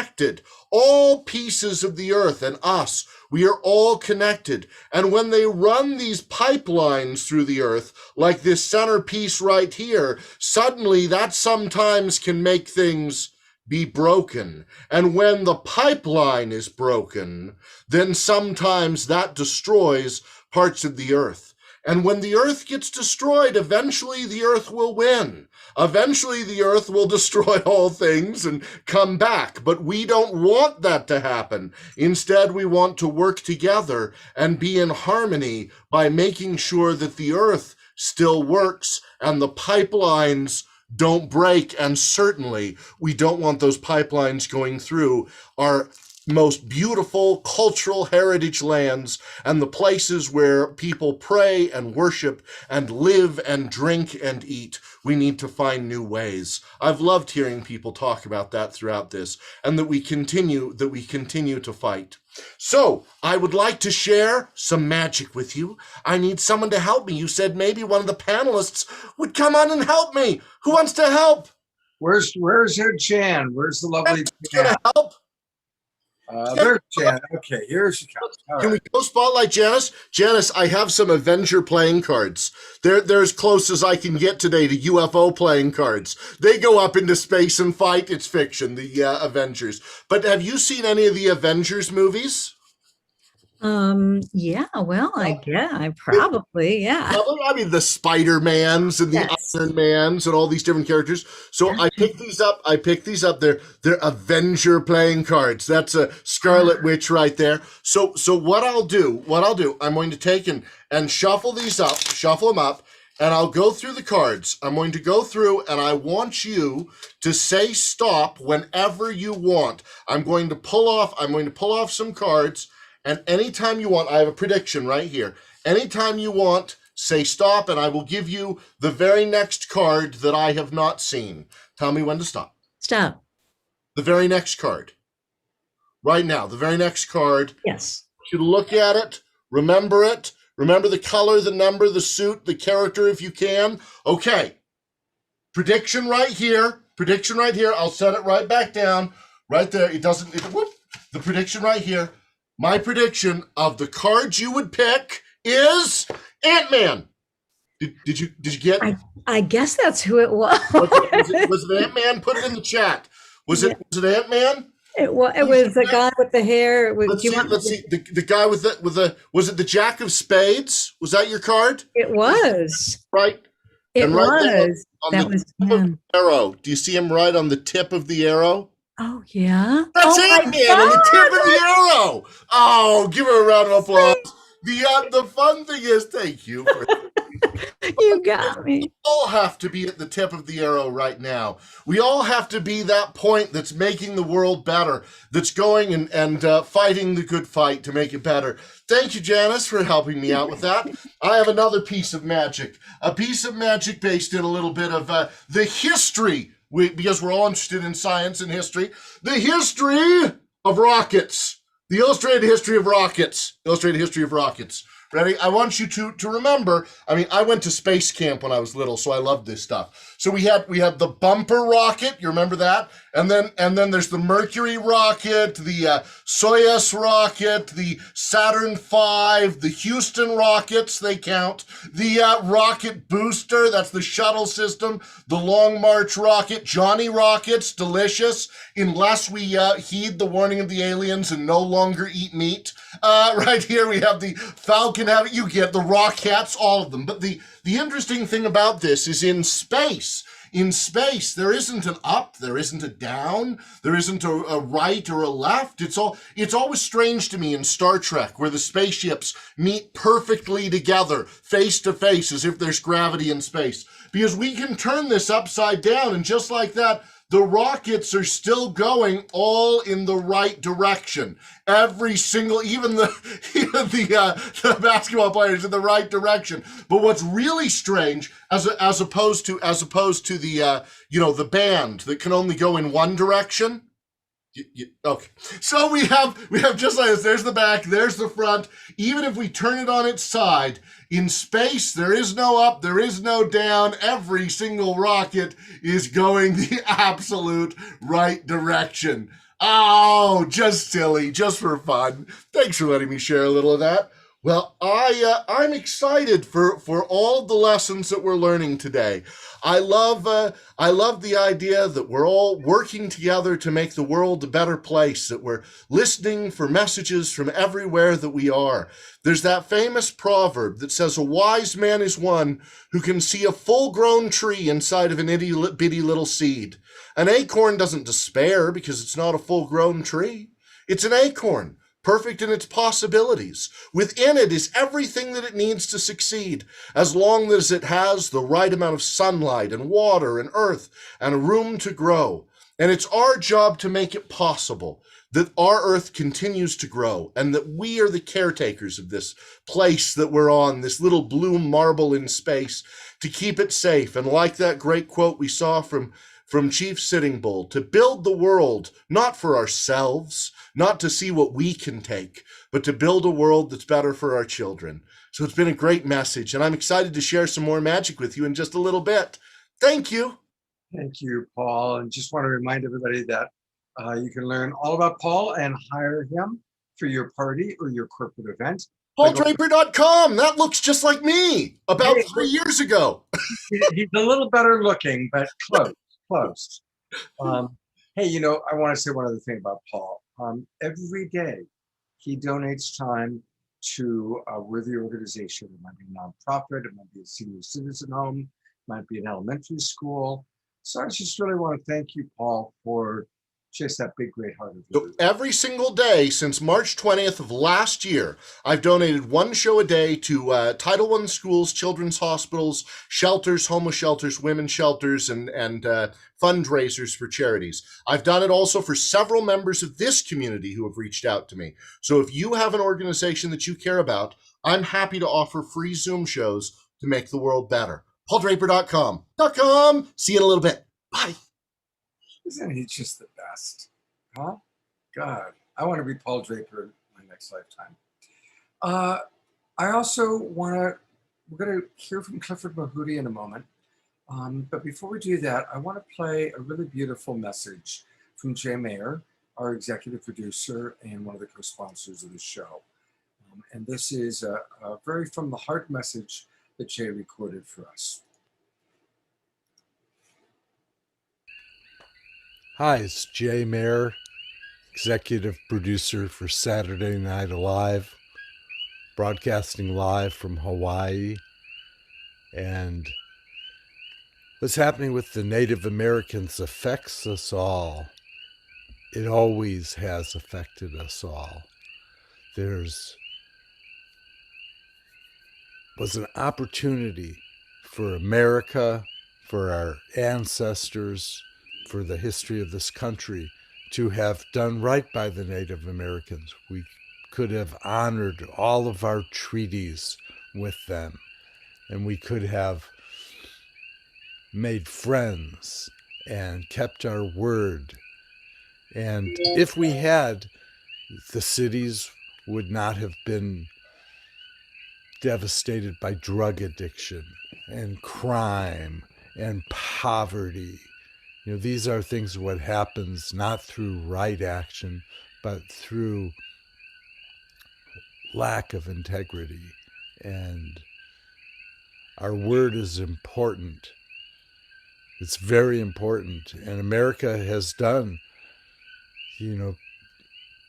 unspeakable injustice to the Native Americans. And it's time that we change that pattern. And right now with Pipeline 3, it's an opportunity to realize that land is sacred to the Native Americans, and water is sacred, and they're protecting our water. And if there's many rivers and streams that these pipelines go under, and if the pipeline bursts, then water is contaminated by the oil, and this is the water that we drink. Water is life. That's what they say over and over and over again. Water is life, and it is. And you take away the water, and the land becomes a desert.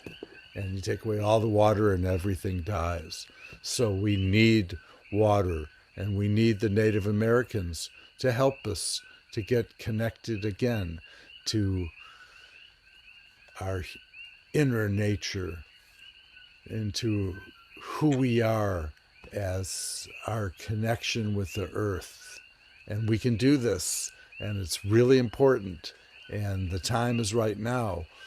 The world is watching America, and let's pray for the Native Americans that are holding, the front lines of this fight to stop Enbridge and stop Line 3, from contaminating the water and trampling over sacred lands.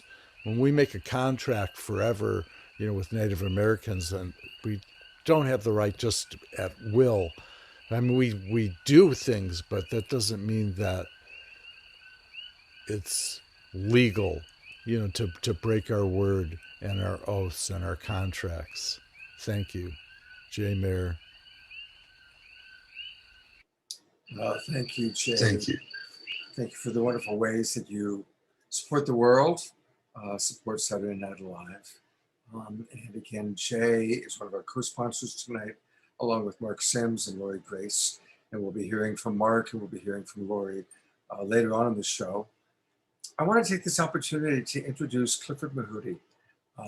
He is a very, very special man who we are very, very grateful to have on the show. He is part of the Zuni Pueblo tribe. And Clifford, I am going to turn it over to you. There we go. There he is. Welcome, Clifford. And thank you for being with us. And we would love to hear your experience, your wisdom about both aspects of tonight's show, our relationship to the star family and also our relationship to the earth and honoring and taking care of the earth. Well, this is a very comprehensive approach to what has been going on for the last 500 years pertaining to the Native Americans of this continent and other places. I think that the last speaker said that we we have to listen to what our ancestors told the invading Europeans 500 years ago. And because this was in a pretty good balance of the earth and the people, and we have deviated from that type of living. One of the biggest things that is occurring about these pipelines, which is it's a very 100% government activity, and not only in the federal, but in the states. It's what they call the environmental assessment and the environmental impact statements that has to be issued to even start any project, especially at the size like Pipeline 3 and the ones before that. If we are going to proceed now with the next step in listening to our Native American people here, I am really interested in seeing an approach on the purpose, or at least an organizational structure of some part to where we all have a hand in trying to stop what is happening right now. Now, our star ancestors have always told us throughout the years, thousands of years ago, that if we do not follow the protocols given to us during our advancement and our upgrading and all the downloading that occurred between our star ancestors, these are the things that will happen, and we are now at the biggest of all things, especially when it comes down not only to people, but also to the earth itself, our Mother Earth. And you've heard so many prophecies, predictions, and the way that things will appear or will happen if we do not follow the basic rules given. And a lot of people are very familiar with the Hopi prophecies. I have worked with them, and right now we're still in that phase of not really connecting with our star ancestors, but that's changing quite a bit. Within the last 5 years, where they are really appearing now on a daily and nightly basis are the Indian reservations, and also on the sacred sites, like the lands that were set aside for the Grand Canyons. And of course, in the past, they've also had been encountered at military bases because of the warlike things that were centered at those places. But what needs to happen now is that we have to take a very meaningful look at the direction that we're going to take. And the American Indian community at large have been waiting for this for a long time. And rather than arguing and thinking about what happened in the past, we have to look at the future now, because it's everybody's future. It's not only the American Indian, but it's also everybody on the planet future of that, especially when it comes down to the water, which is the source of all living. And also we have to deviate from looking at the energy systems using the oil to fuel systems and look at other means. But then again, it's going to be very difficult because we do not know whose idea and who's doing this type of projects to begin with. It's very interesting that there's going to be supposedly a disclosure of all the UFO files, UFO activities within the last 75 years. And if they're going to release that information, I'm sure that there's some technology that has been held back by what was given to us by the extraterrestrials. And so I think that we have to get a hard look at these type of files that are hidden somewhere. It's going to take a big effort. I don't think it's going to happen overnight. I think it's going to take years. But then again, it has to be not through the government itself. It has to be an organization that is comprised of all those people that have a direct interest in it, which means that no corporate interest will be involved, because there will be no looking at how much money am I going to make out of this disclosure type thing. And also that we have been bombarded with a lot of false information. Those have to be gotten away from, and also the military side of it. It's very interesting that if we were going to have this disclosure, I think in the first one they were talking about was way back in 2004. And if they're going to do it now, I would like to see the governmental plan on it and see how are they going to approach this thing. What channels are they going to do? Who's going to be involved in receiving the information? I have seen a lot of this type of information, or at least the American Indians being given their artifacts. There are things that were taken, especially by the Smithsonian and others, and it never went back to the Indian tribes. It went back to the private collectors of this type of artifacts. Is this the same thing that's going to happen? And also, we have to be very serious about the type of people that are going to be on that organization that's going to be the disclosure of looking at the files. And that's very important, because in the past, if you look at any of the commissions set forth, whether it's the Kennedy assassination, whether it's the 9/11 group, we can no longer afford to have those type of people on those committees.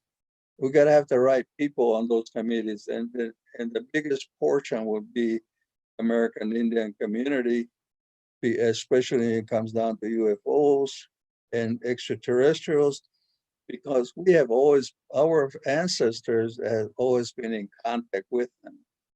They're the ones that has given us the medicine practices, the technology for the balance of Earth, the consciousness, and the communication systems, and also the relationship of all different groups of mankind on the planet. These are the first thing that has to be looked at, rather than going into another approach of saying, how much money do we make out of this disclosure effort? Because we're past that stage now. We have to go back there and incorporate different techniques to take into account how we're going to balance all these things about the Earth and the people that are going to remain here on the Earth. I think that some of the things that the military, especially, is what Eisenhower called the industrial military complex, has really gotten out of hand, and we have to go back into the normal way of approach to looking at this information and how do we proceed in going that. It has to be, again, I want to emphasize that it has to be out of the political arena. It has to be put right in the proper hands of those people that are very interested in it. And an example of what has happened in the last year, we have always thought, or the American people were fooled about that. And this is not only the last time, but previous things like that has happened in the past. So if you go back again to the Roswell thing, 9/11, I mean the Area 51 information thing, it's going to take a long time to decipher that, and who's got the information and who's going to provide that. These are the simple questions. I am not a complicated man. I'm a very simple person. I said, I want to know where this information came from. I want to know who put it together, and why is it that they never told us before. Same thing with our space brothers, saying that how come you never showed these things to the general public when it was supposed to be free, or at least out in the open. We have always worked, the American Indian people has always worked with our star ancestors and our star brothers for thousands of years, and within the last at least in the last 100 years, they've been clamped down on a secrecy type type way. And people think that I'm joking when they say we no longer get the rain when we used to dance and pray. And this is as simple as saying that, well, we're shut off because of the technology and the different techniques. If I studied enough science to know the basics of why these things are happening, especially when we use the technology to prevent things from working in a balance, not only on the earth, but also in our atmospheres and also within our systems in our galactic system. So these are the things that we have to look at. The American Indians are very, very interested in approaching this effort. But again, is this just another false flag operation of information distribution? That's why I'm saying from the beginning is that I don't know whether to believe this or not. And so it's very difficult now because of the history, and you cannot trust the government anymore.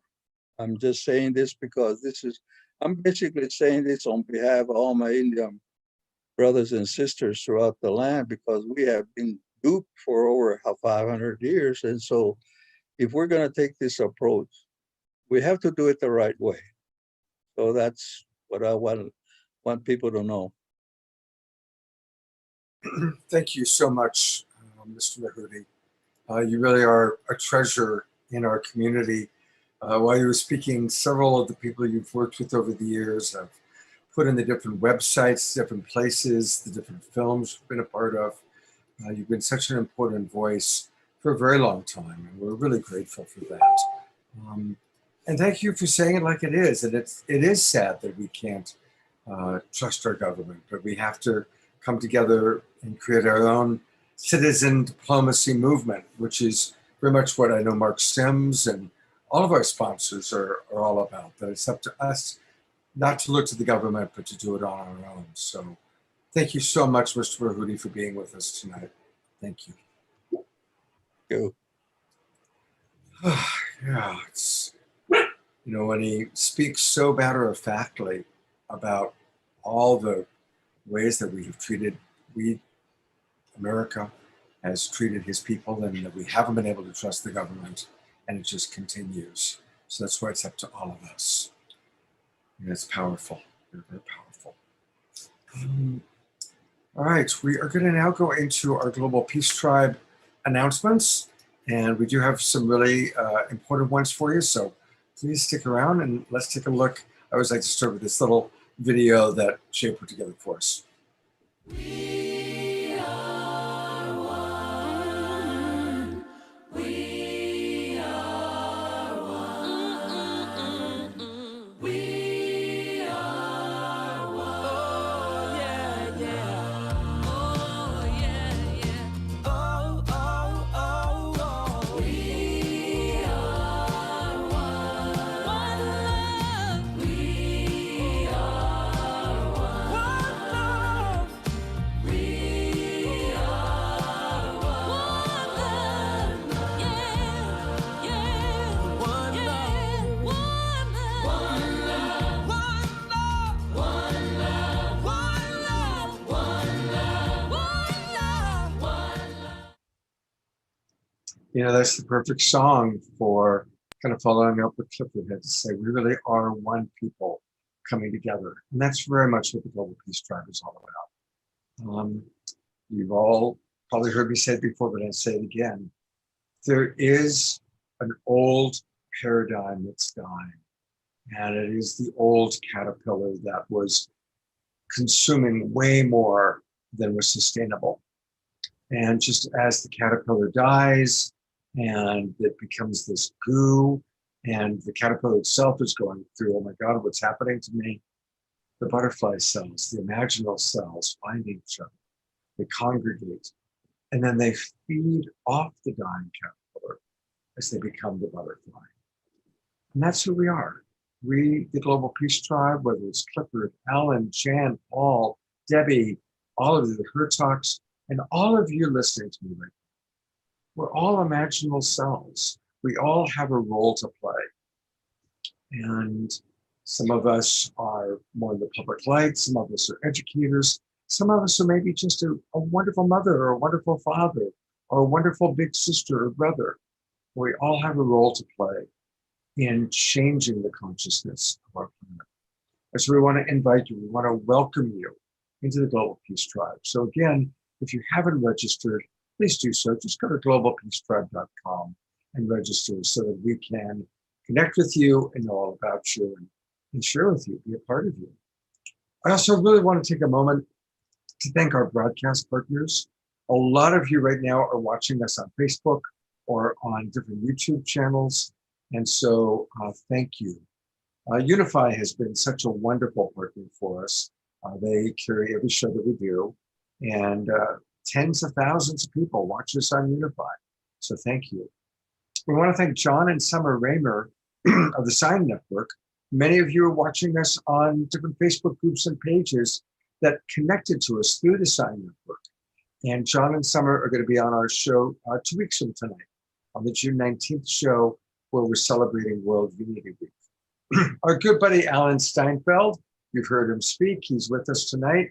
We're going to hear a lot more from Alan. And of course, he has their YouTube channel, New Realities, that always carries this show and our ancillary shows. Light Touch, our ongoing sponsor. Thank you, Jay and Jan.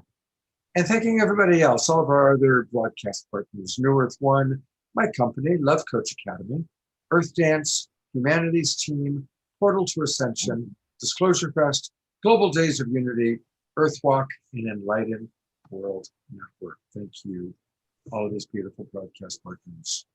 And once again, we want to thank, we have 3 sponsors for tonight's show. They all kind of chipped in a little bit. We want to thank Lori Grace, and you're going to hear from Lori in just a few minutes.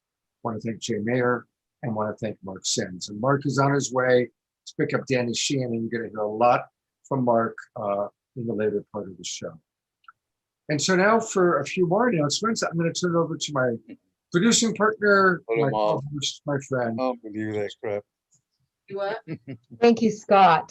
And yes, and what a powerful show. Incredible. And thank you for all your donations. I see a lot of you posting in the chat room that you've just donated. So I'm sure that green love is really going in and fortifying and assisting what's going on now. So thank you so much. And as we shared, we are working on season 6, an incredible mix. This is going to be July through September, and we are going to continue to produce these kinds of powerful, amazing shows that are in sync with the times. We really listen to spirit, we listen to you, we listen to the times, and we just birth these amazing shows that are happening now. So thank you for your support. If you're interested in sponsoring any of these shows, I'll put some information in the chat room on how you can be a part of that and help promote what you want to promote and help produce these shows. Also, if you want to participate as a volunteer, we have whole teams of volunteers that are helping with social media and other things that we do. So I'm going to put a link in the chat room as well, so you can help us with your volunteer. And always, word of mouth is golden. So please spread the word about Saturday Night Alive to your friends and family. A good way to do it is to share our promo video that shares what the shows are about. I'm going to put those links in the chat room as well. And we have another feature too, that you can give away a gift subscription. We call it Pay It Forward. So you can actually gift it to your aunt, your friend, anyone you want, and turn them on to this incredible program. And of course, if they can't make it on Saturday night, we have the replay that goes out every Monday. And when you register, you have access to all the replays of our 64 shows. And they're all really powerful, just like this. And it's coming up to our supporters party. Every season, we have a supporters party that honors and thanks those people that have donated over $50,000, excuse me, over $50 to our cause. So if you've donated on GoFundMe or on the Zoom link, you'll be getting an invite to the supporters party. And we always have a celebrity presenter. And this time we have Neil Donald Walsh, who wrote Conversations with God. And what's really great about this is Neil is going to be with us in an intimate way. where you're going to be able to ask him questions and have a conversation with him. So it's more of an intimate party. And so please watch out for that. It is June 17th on a Thursday night from 6 p.m. to 8 p.m. We will also have Valerie Romanoff, who's one of our additional favorite musicians, incredible rock and roller, and she'll be with us. So this is a way that we can connect with each other and have a conversation and have a party. So look out for that. And also next week, we have a really fun show. And you've probably been hearing about it. And here it comes. We are celebrating the 60s. We are celebrating the rise of the Aquarian age. We're also honoring Harmony Festival, which is the festival I produced for 33 years. It was the first transformational festival because it will be its 10-year reunion. So we have incredible people with us. And Scott, why don't you show the video? Okie doke.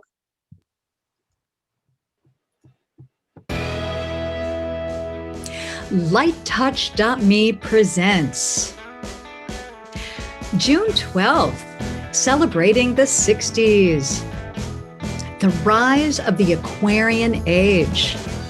Saturday Night Alive and the Global Peace Tribe welcomes you to our special June 12th event featuring so many luminaries. John Kay of Steppenwolf fame. Maria Muldaur with the great hit Midnight at the Oasis. And Jesse Colin Young of the Youngbloods. Johnny Podell, rock and roll's #1 talent agent. Featuring a tribute to Baba Ram Das and the Love Serve Remember Foundation with Raghu Marcus. And writer David Silver of the Complete Beatles. Featuring musician Larissa Stowe. The two of us, an acoustic tribute to Lennon and McCartney. Jay Mayer and Swing 60s. Lots of fun songs from the 60s. Plus a special tribute to Northern California's Harmony Festival. Join us for this special occasion on June 12th. Saturday Night Alive for the Global Peace Tribe. Peace out.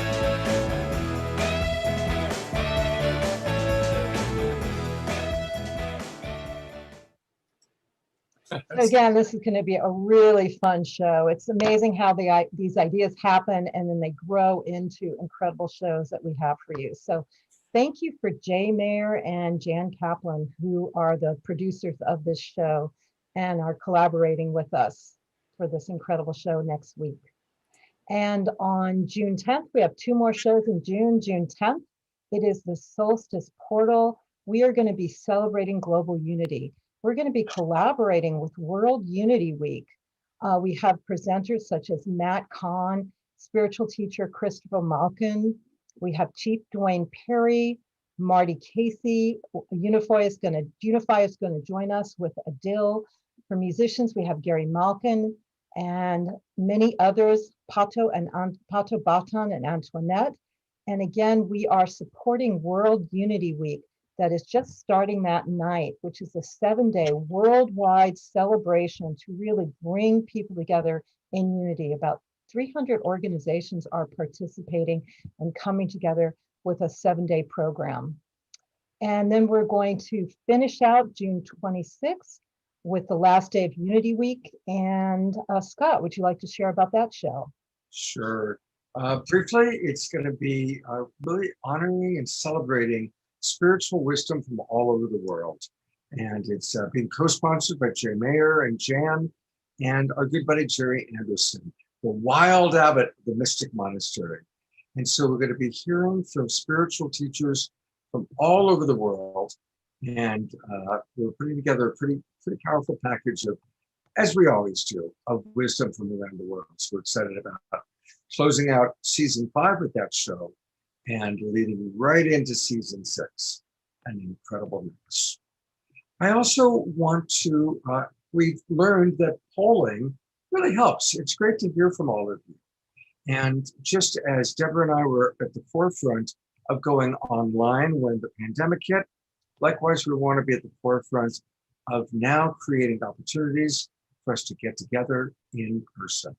So we're going to do a retreat in July in the San Francisco Bay Area, up in Woodside. That's in the Redwoods. It's a beautiful home. I've done many retreats there at Skywood Temple. It's above Stanford University.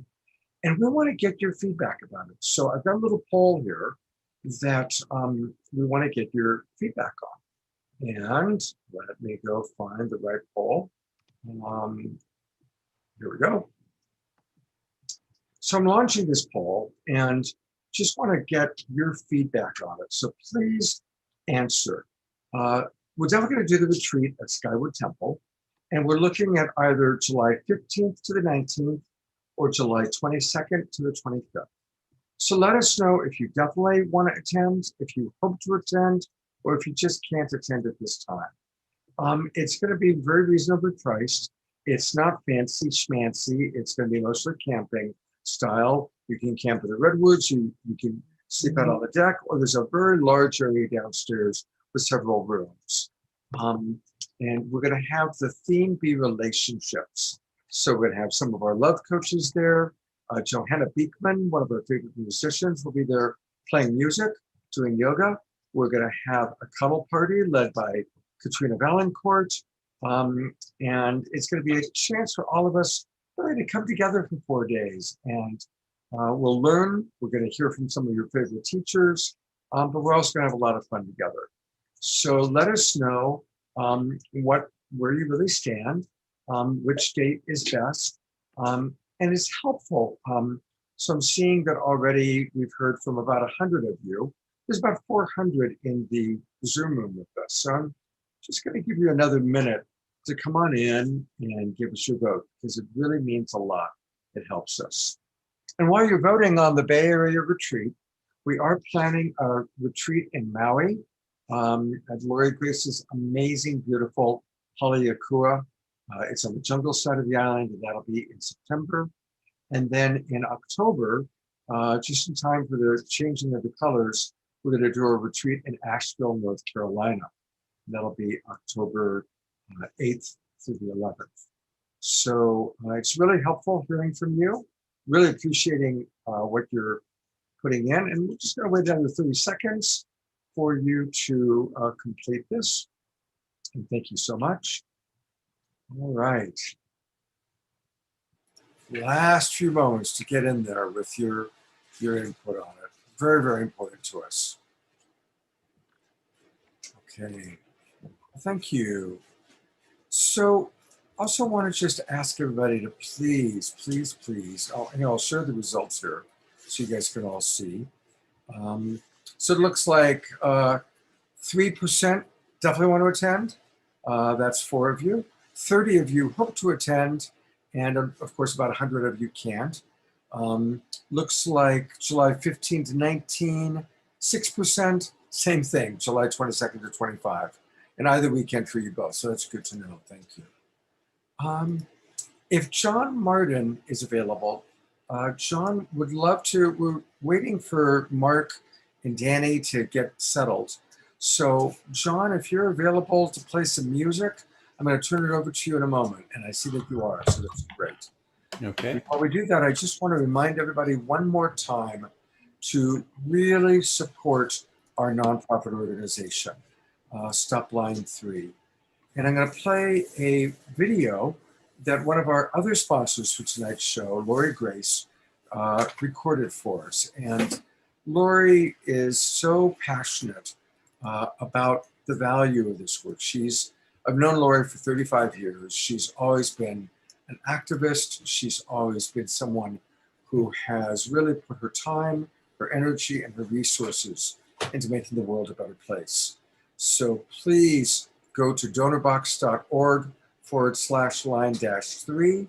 Please continue to donate. And here's a beautiful message from Lori. Lori, thank you so much for the way that you are supporting the show and all the ways you show up. Please tell us why this is important to you. Well, first, I want to say how happy I am here to be here, and also to be sponsoring this show which is going to be taking a step for helping reduce climate change, helping protect water, honoring Native American peoples, creating a greener planet and a greener earth. If we can succeed in stopping Line 3, a pipeline put down by which the Enbridge Corporation is very much hoping to put down, and we need all the effort we can to stop Line 3. So I want to invite you to donate to stopline3.org, or maybe some of you are even going to go over there to northern Minnesota and join with the Native peoples, with white peoples, with Black peoples, with people of all races in doing our best to stop this pipeline, which is just as bad or even worse than the Keystone Pipeline, and will take us plummeting into greater and greater climate chaos. So please, again, remember to go to stopline3.org. Thank you so much, Lori. Bless you. Absolutely. God bless you, Lori. Thank you so much. And I want to thank John Martin.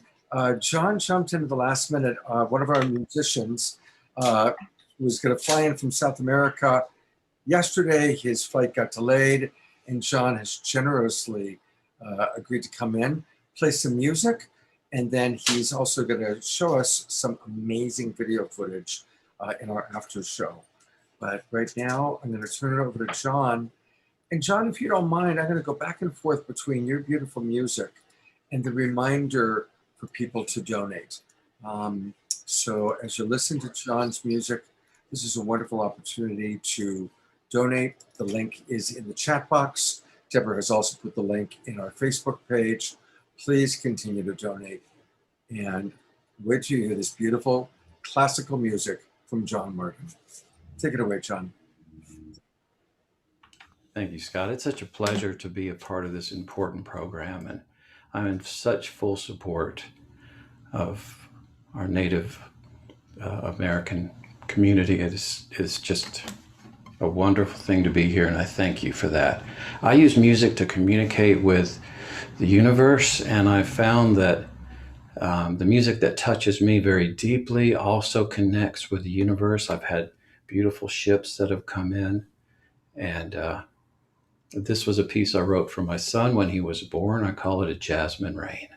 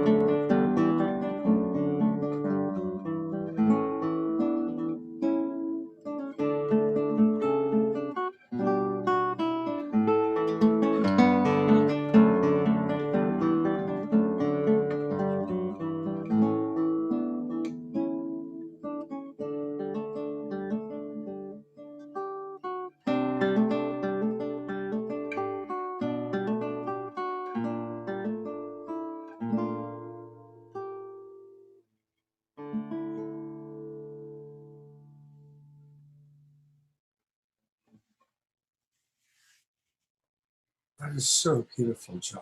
Thank you. Thank you, Scott. John is probably got some of the most beautiful UFO footage I've ever seen. And one of the things I love about John is you hear as he's filming these beautiful lights in the sky, the way he talks to them. And so, John, I'm going to play this video that you put together for us. Anything you want to say in introducing it? Scott, I get impressions from our star family. Oh, you pull your microphone up so we can hear you. Oh, I'm probably not pointing at it. I get impressions from our star family, and they are very appreciative of our artistic abilities, how we can create art, how we create. John, we need you to be louder. It's too soft. How we create art is something that connects very deeply with the star family. And when you're playing music or you're creating art, or Scott, when you're doing your work where you're doing very technical work, but as well, you're also delving deep into human emotion, and you're sharing so much wonderful energies throughout the universe. This is recognized by the universe. And so this is what I do, is I use my music to project, and they resonate with that, and they come to me, and it's been a beautiful experience. And thank you for having me on today. It's been such a great honor. Oh, thank you. It's beautiful to have you with us. John is going to stay with us into the after show, and here is a beautiful video compilation we put together. It's about 8 minutes long of some of his UFO sightings just outside your backyard, right, John? Yes, that's right.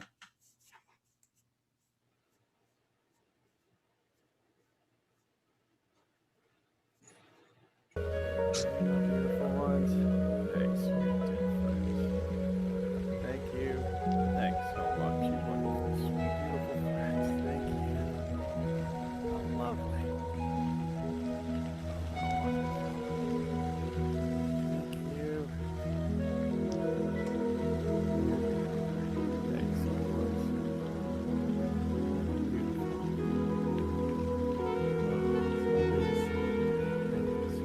Hey, friends.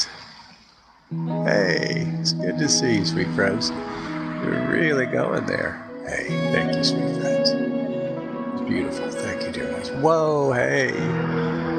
Hey, beautiful friends. Thank you for that. Thank you, dear friends. Lovely.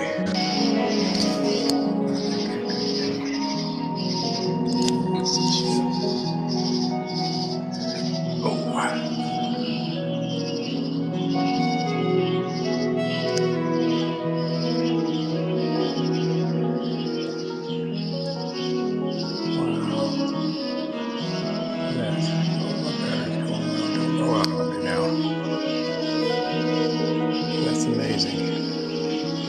That's wonderful. Thank you, friends. Wonderful. Thank you, my friends. That's just great. Thank you, lovely friends. That again. Hey, there you are. Hey, beautiful ones. Hey, my sweet friends. That was lovely. Thank you, dear ones. Hey. Thank you, my friends. Thank you. Oh, I love that. Thank you for coming to see me tonight.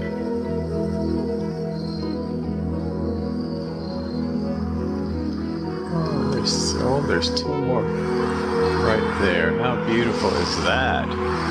Thank you, my friends. Gorgeous. Incredible, friends. Thank you, beautiful ones. Hi. This is truly amazing. Hey, my sweet friends. Thank you. Thank you, beautiful ones. Hey. Thank you for coming to see me tonight. It's so beautiful. Hey, beautiful ones. Hey, my gorgeous friends. Thank you for coming to see me. Hey, beautiful ones. I was asking what your name was. Thank you, sweet friends. Love you. Thank you, friends. Wow. Hey, beautiful ones. Hey, my sweet friends. Thank you. How beautiful. Thank you, sweet friends. What a beautiful thing. Thank you, my lovely ones. Thank you, friends. Oh, how lovely. Thank you, beautiful ones. Thank you for coming to see me tonight. Hey, sweet friends. Whoa, I love that. Oh, you did it again. How beautiful. Thank you, my friends. Thank you for that. Hey there. Thank you, beautiful ones. How gorgeous. Hey, gorgeous ones. Wow. Hey, beautiful ones. Hey, my sweet, beautiful friends. Hey, loveliest. Oh, that was a great one. Thank you. Thank you, beautiful ones. Thank you for saying hey to me. So much love to you, dear ones. Thank you. Yes, we play music together all the time, don't we, dear ones? Of course we do. Absolutely. Thank you, beautiful friends. Thank you for that. There's two of them. You see it, Cam? Wow. Two beautiful energies that passed for us. Thank you, sweet, gorgeous friends. Thank you, lovely ones. You did that for us. Thank you. Thank you, sweet friends. Thank you, beautiful ones. Thank you, my gorgeous one. Look how beautiful and bright you are. Hey. Hey, my friends. Hey, loveliest ones. Thank you. Thank you, my dear ones. Friends, I just saw that beautiful flash. Hey, there we go. Thank you. And look how fast you're moving. Wow, I just love it. And on. Just randomly.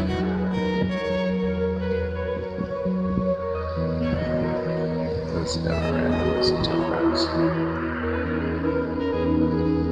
Wow. I mean, that's the greatest thing you've ever seen. Wow, friends.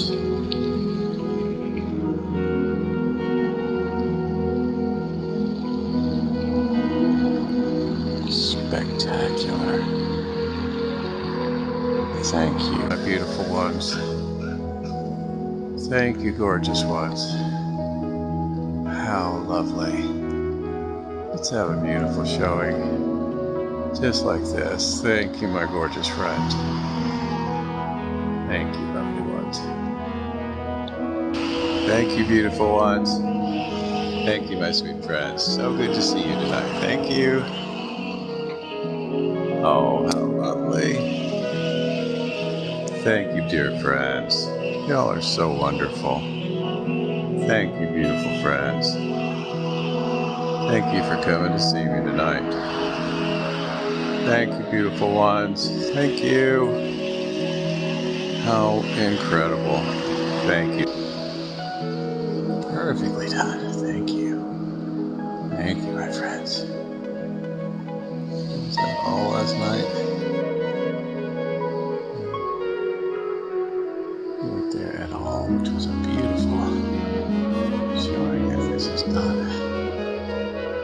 happenstance. This is deliberate. Thank you, sweet friends.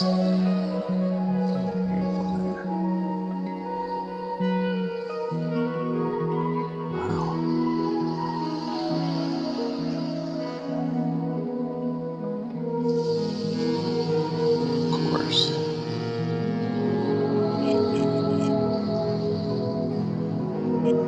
Fantastic. Thank you.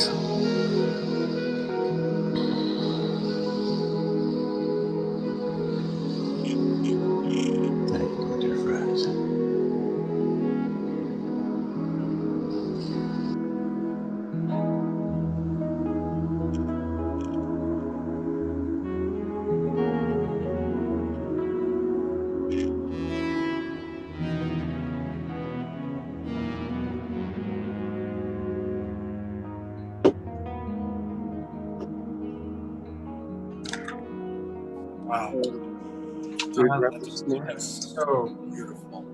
So beautiful.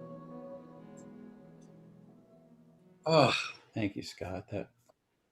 That peace to all. I was in meditation, and I was getting that name over and over and over in my mind. Peace to all, peace to all, and that came from our star family. And that song was inspired by that meditation. So, thank you for sharing that. And I probably have 150 videos on YouTube. I go out every night, and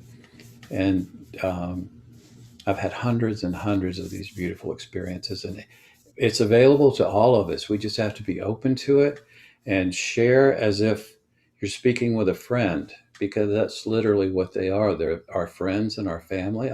When I go outside, I speak to them.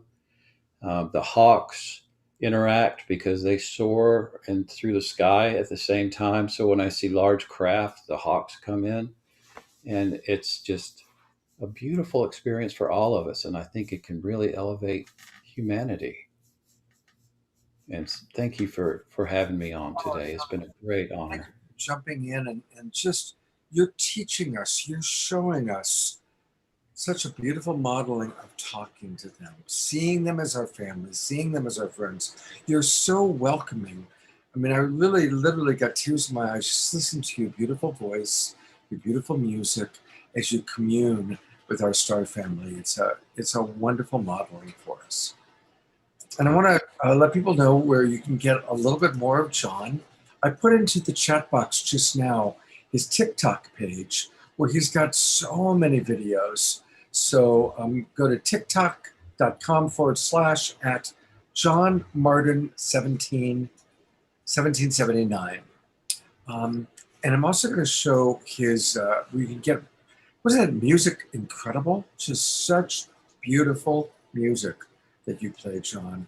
And so again, I want to show people, he's got a few different pages, but the one that he gave us that I've got here is if we go to, and I wasn't familiar with this before you, Reverb Nation, reverbnation.com, and then / John Martin Classic Guitarist, reverbnation.com / John Martin Classical Guitarist. Thank you, Scott. And if you look at the cloud picture on my site, I had two very large craft that came in, and they said, please don't take our picture. We'll give you something you can take a picture of, in my mind very clearly.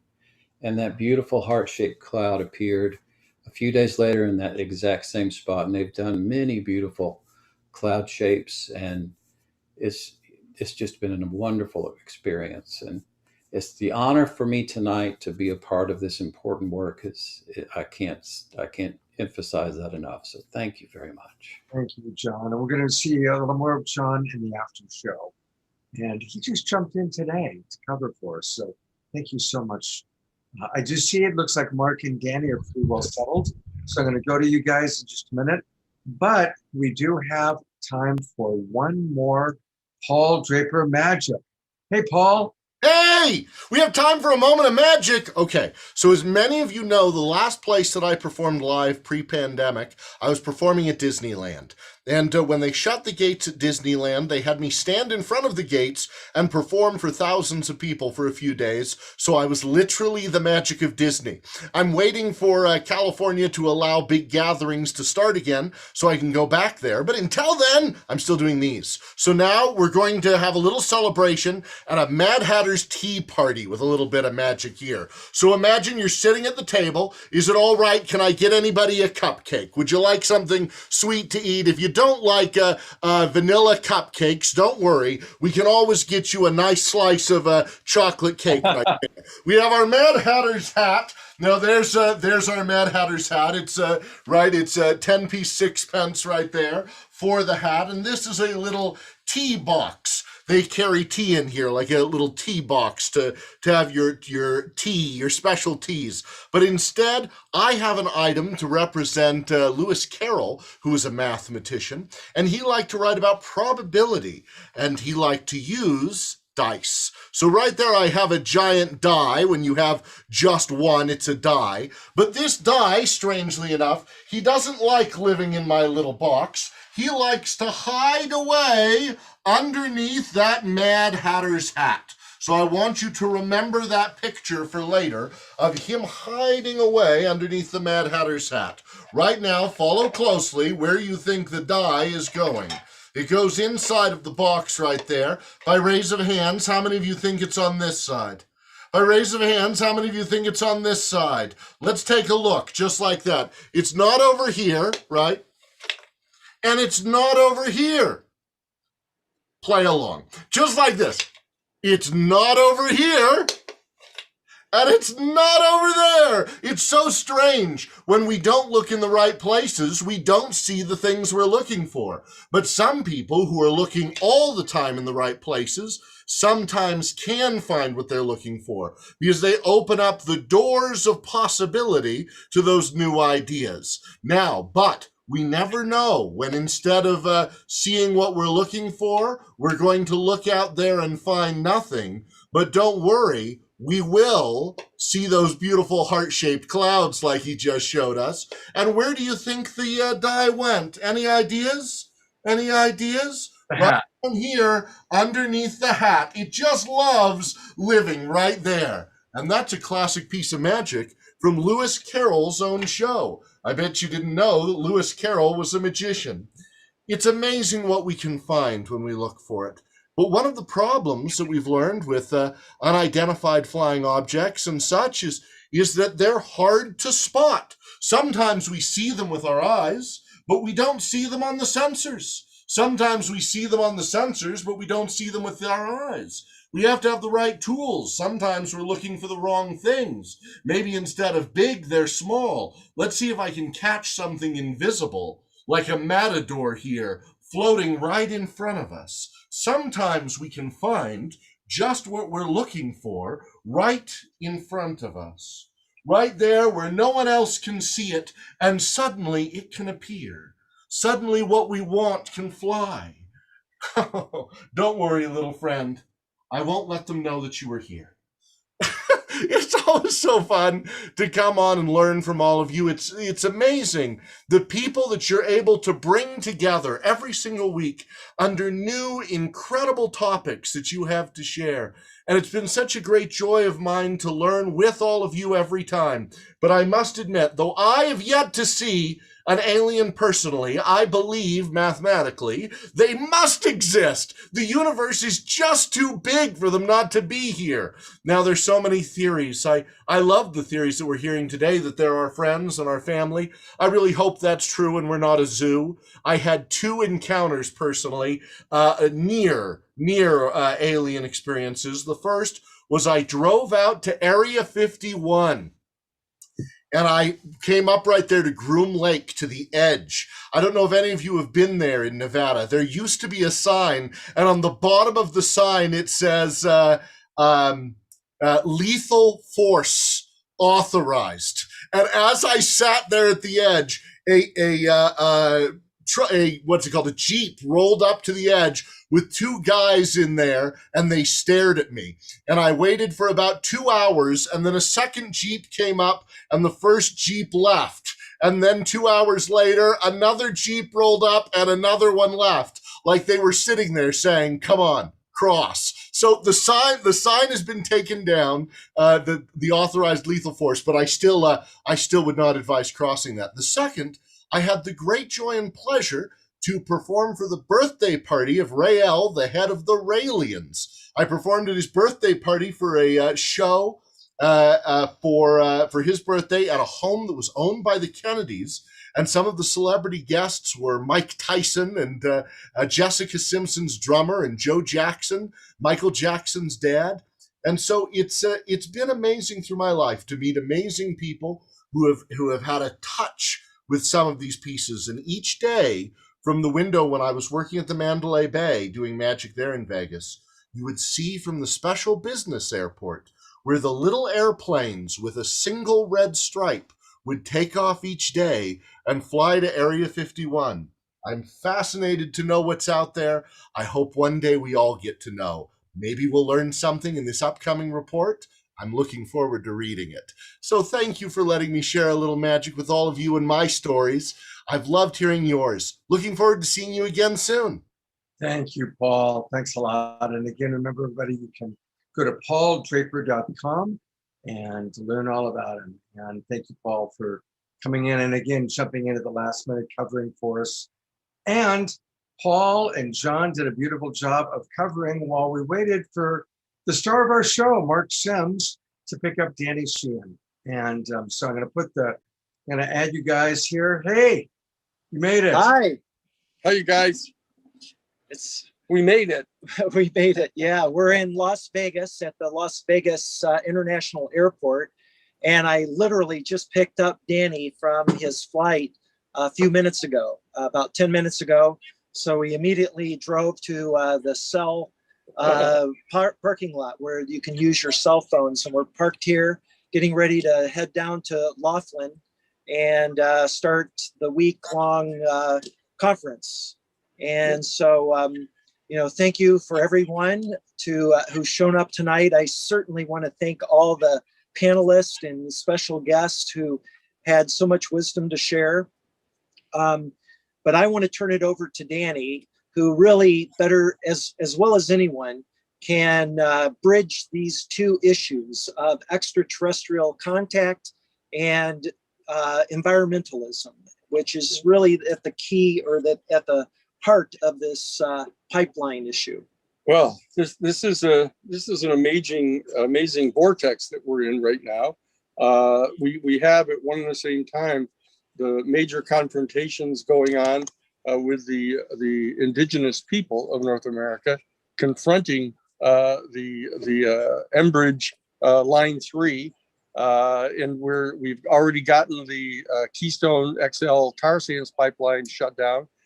We're now mobilizing to refile an additional lawsuit against the Dakota Access Pipeline, coming in under the Administrative Procedures Act. The court in Washington, D.C. has punted and has said that basically the ball is in the corner now, or in the court of the U.S. Army Corps of Engineers, and they have to follow the Administrative Procedures Act, which they're not doing. They have to either evict the pipeline because their permit has been revoked by the federal courts because they violated the Environmental Protection Act by not undertaking a full environmental impact study before starting to build the pipeline underneath the Lake Oahe, the sole source of fresh drinking water for the Lakota tribes. And so they've revoked the permit, the federal courts. But what they're saying now is that it's up to the U.S. Army Corps of Engineers to decide whether they're going to forcibly evict the pipeline off federal property, or they're going to undertake a process for trying to develop a permit for them. But in doing so, they have to abide by the standards of the Environmental Protection Act, which they have not done.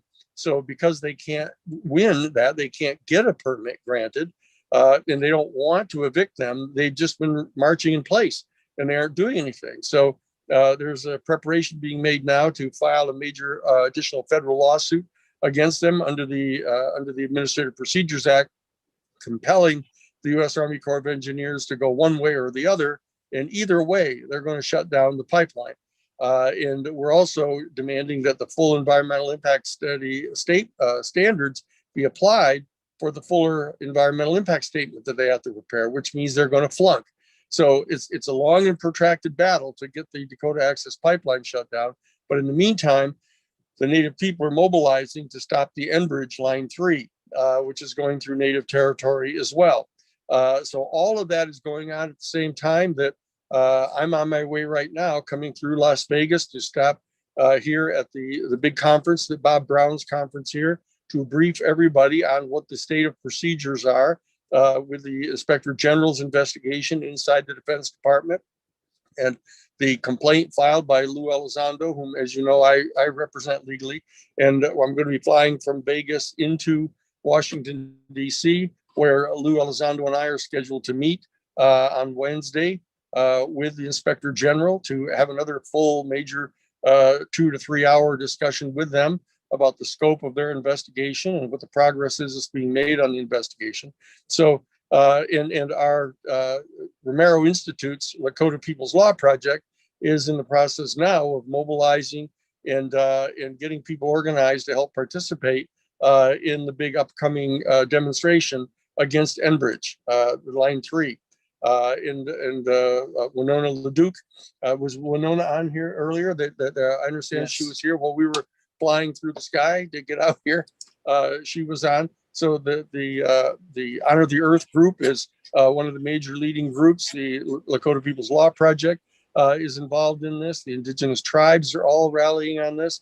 This is the people are rising. The people are rising up now, not only to demand the shutting off of the pipelines, but it's in order to respond in part to the demand that's being made, the request that's being made, the pleas that are being made by the extraterrestrial beings whom people are encountering all around the world, asking us, pleading with us to stop polluting the planet.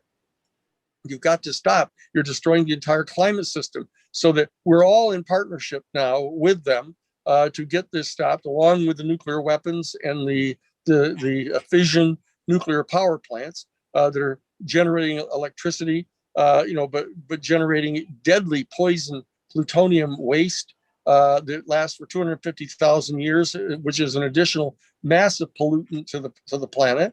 And with the rising sea levels caused by the increased global climate change, higher temperatures due to the emissions of carbon into the atmosphere from burning the fossil fuels, you're getting sea rise, which are going to be flooding the over 100 private nuclear power plants that are all within 1 mile of the seacoasts around the world, out of the 403 nuclear power plants that are already in operation. So we've got to close these nuclear power plants down. We've got to remove the radioactive materials from them. And we've got to turn our attention to doing everything necessary to stop global climate change, and also to rid the world of nuclear weapons and disassemble these nuclear power plants before they get flooded out. So all of this is going on at the same time.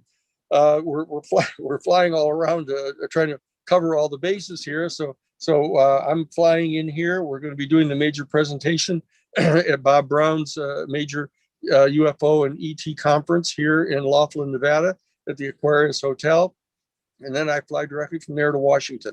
So and our people are mobilizing up to work on the Line 3 pipeline. So there's lots of activity going on now.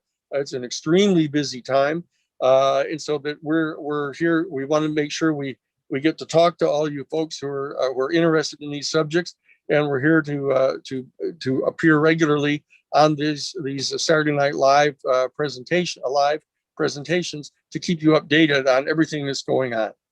So I'm really appreciative. I can hook sliding here into the Las Vegas airport, and Mark is waiting in the zone where they're threatening him with a $2,000 fine for his RV.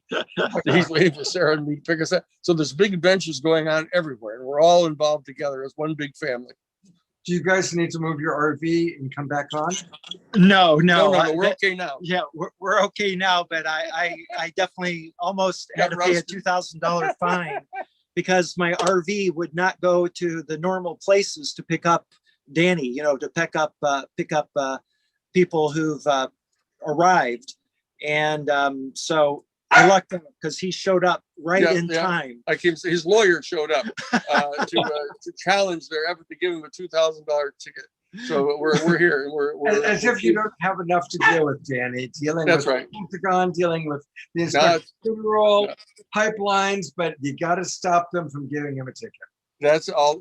Logistics, tactics, and strategy all have to be working together at the same time. Hey, seriously, guys, thank you for being with us. And there are a couple of questions. What would you say is the most important step that all of us watching can take, both in terms of making contact and also in terms of supporting our activists on the ground?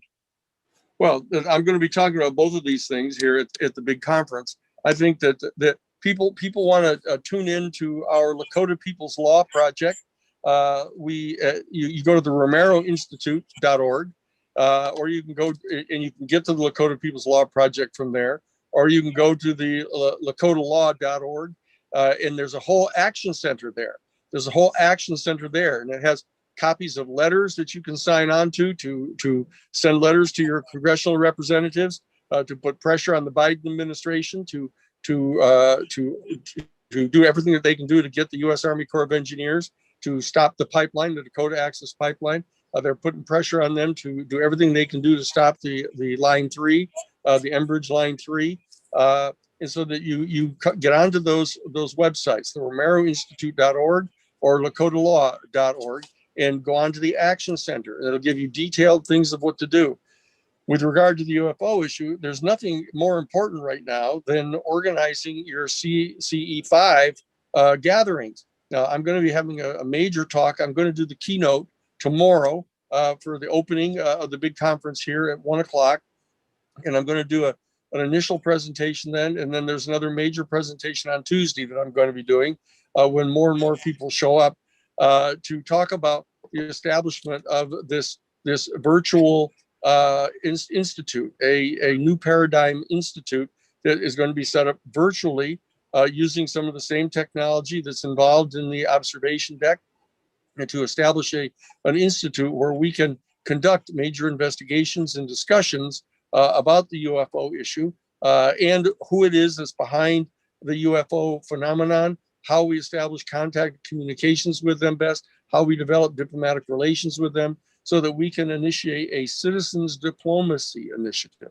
That's one of the most important things that we can do right now, because we can't keep on depending upon the government agencies to disclose all of the information that they know about this subject. It's perfectly clear that they're trying to release as little as possible, and we're leaning on them to do more and more, but we cannot waste all of our time on that. We need to also have direct citizen-to-citizen diplomacy with the extraterrestrial beings, and we have to start to develop, as such an institute, the details of what a policy would be that we want to adopt toward these people. Because as far as the most of the people in the world know, there's no policy being developed at all. And if there is, it's being developed in secret, and it's being developed without any input from the people, and it's being done by the military. And working with the major corporations to try to figure out how to commercialize and weaponize outer space. That is totally unacceptable. We have to have a citizens diplomacy initiative so that we can establish peaceful and cooperative policies with these beings. And they need to know that the vast majority of our human family are in favor of peaceful and amiable relationship with them. Those are the things. So go to RomeroInstitute.org. Or go to the LakotaLaw.org and get on the Action Center to stop the oil pipelines and to work as hard as you can to roll back global climate change. We at the Romero Institute are drafting the California Green New Deal. We have a 350-page draft already of an omnibus bill to pass in California. We have the unique opportunity in California of having a 2/3 majority in both the Assembly and in the Senate that are in favor of stopping global climate change. We've got a governor that's in favor of stopping it, but what we need to do is get Governor Newsom to declare a state of climate emergency in the state of California so that he can invoke additional powers to coordinate the stopping of the emissions from major production plants in the state of California, and also to roll back the oil drilling and the fracking for natural gas. All of these things need to be done. So we need to get out and deal with this on a multi-front movement among all of our people. Those are the things that we can do. There's a lot to do. If you go on those action sites on Romero Institute or LakotaLaw.org, that you're going to find all kinds of different options that you can undertake. That's us right there. That's Sarah and I at the top with Danny Paul, and that's Sarah, my beautiful little Sarah, right there at the bottom. So just tune into our action site, and there'll be a panoply of specific actions that you can take. You know, some you can take right virtually from your couch or your kitchen table on your computers. Others you can get out and mobilize and actually go to the camps that are being set up to stop the Enbridge Line 3. There's all kinds of different actions you can take. And very importantly, we're going to be now mobilizing our whole project with the New Paradigm Institute, which is going to be facilitated through the Romero Institute to help set up this digital online action center So we'll have action that you can take, both dealing with global climate change in the pipelines, and also with the ET issue, the CE5 mobilization, and the citizens diplomacy. There's a whole bunch of stuff there. There's a lot of things that need to be done, and we're all the people that can do it. Beautiful. Thank you so much, Danny, for all that you do and all that Mark's doing. Is Mark going to come on and chat? Yes. Okay. Yeah, I'll come on. Okay, but go back to Danny then for a moment. I just want us all to really just give some appreciation to this. 40 years plus, Danny, you've been fighting the hard fight, the really, really hard fight, and so grateful for all that you've done for so long, for so many. Thank you, Danny. Thank you. You're more than welcome. It's my privilege. Literally, it is. This man is a true American hero. He's a hero of the world. And it is such a pleasure and an honor to be friends with this man. And I just am inspired by him. I learned so much from him. And he's my vote for one of the leaders of this initiative.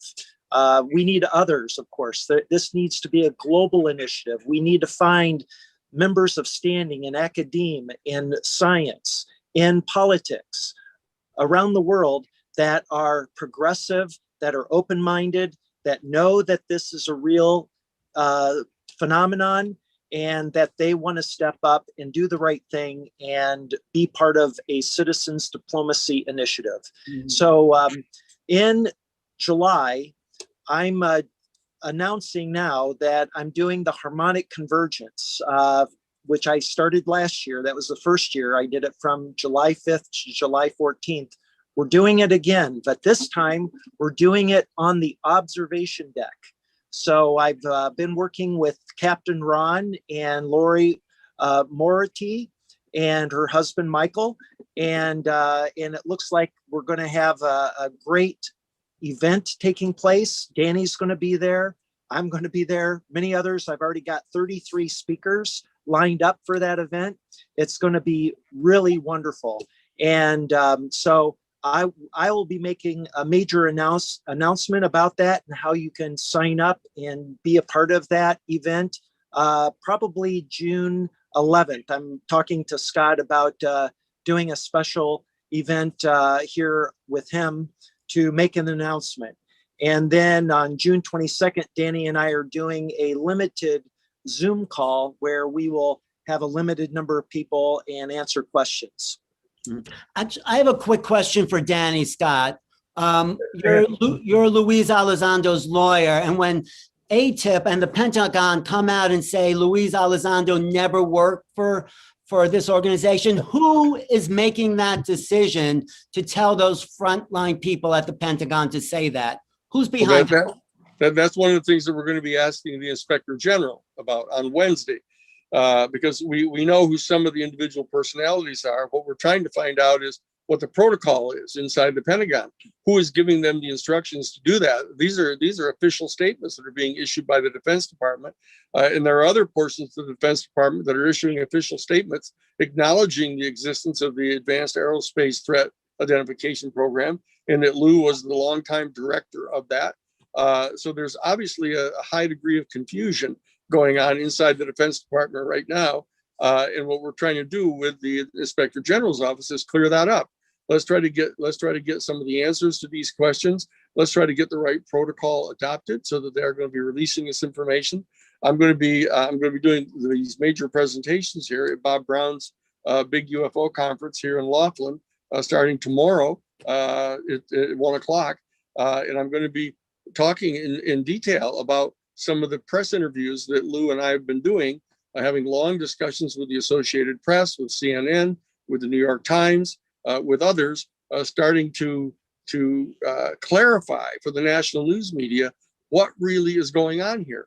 There's a lot of things that are happening. For example, that you don't know about, that most of you, of course, know about. The big Friday New York Times article came out, Thursday evening at 8 p.m. Eastern time, but it hit all the news stands basically on Friday morning. Lou and I had a big hour-plus long meeting with the Associated Press with 3 of their major reporters, and Lou made some extraordinary revelations in that discussion. And I'm in dialogue with him now. Obviously, the Inspector General is going to ask about this. There's people are starting to lob threats at him that he's now going to be investigated by the FBI for disclosing national security information. They're trying to throw him into the Snowden in the Julian Assange bag, but none of that is true. Lou has never revealed any major national security information, except that was necessary to tell his lawyer. And we're working very carefully to get all the information out to make sure that Lou isn't going to get in any trouble, that Chris Mellon's not going to get in any trouble, and any of the other people who want to come forward and share information are not going to get any trouble, because we're setting up the legal team that can defend them and stop the Defense Department from doing anything to them, because this information is not properly classified. This is information that belongs to the world. This is a watershed moment in the entire history of our human species, and it cannot be commandeered by the military to try to transform this technology into some kind of weapon system. This is information that has to be shared with all of our people, and those are the nature of the discussions that we're going to be having with the Inspector General on Wednesday. This is the second of a long series of discussions that are going to go on with the Inspector General's office, and I'm privileged that Lou has asked me to represent him in these discussions. A couple questions that are coming in. People are wanting to know if the harmonic convergence is going to be exclusively online, or if there will be some physical opportunities for connection. No, it's going to be virtual. We're going to do it on the Observation Deck platform, which just went live about 40 days ago. That's where Richard Dolan had an event recently that Danny was on, participating on. And so, it's a new platform. It's really remarkable what they've done there. My hat's off to Captain Ron and Lori and Michael for what they've created. Has so much potential.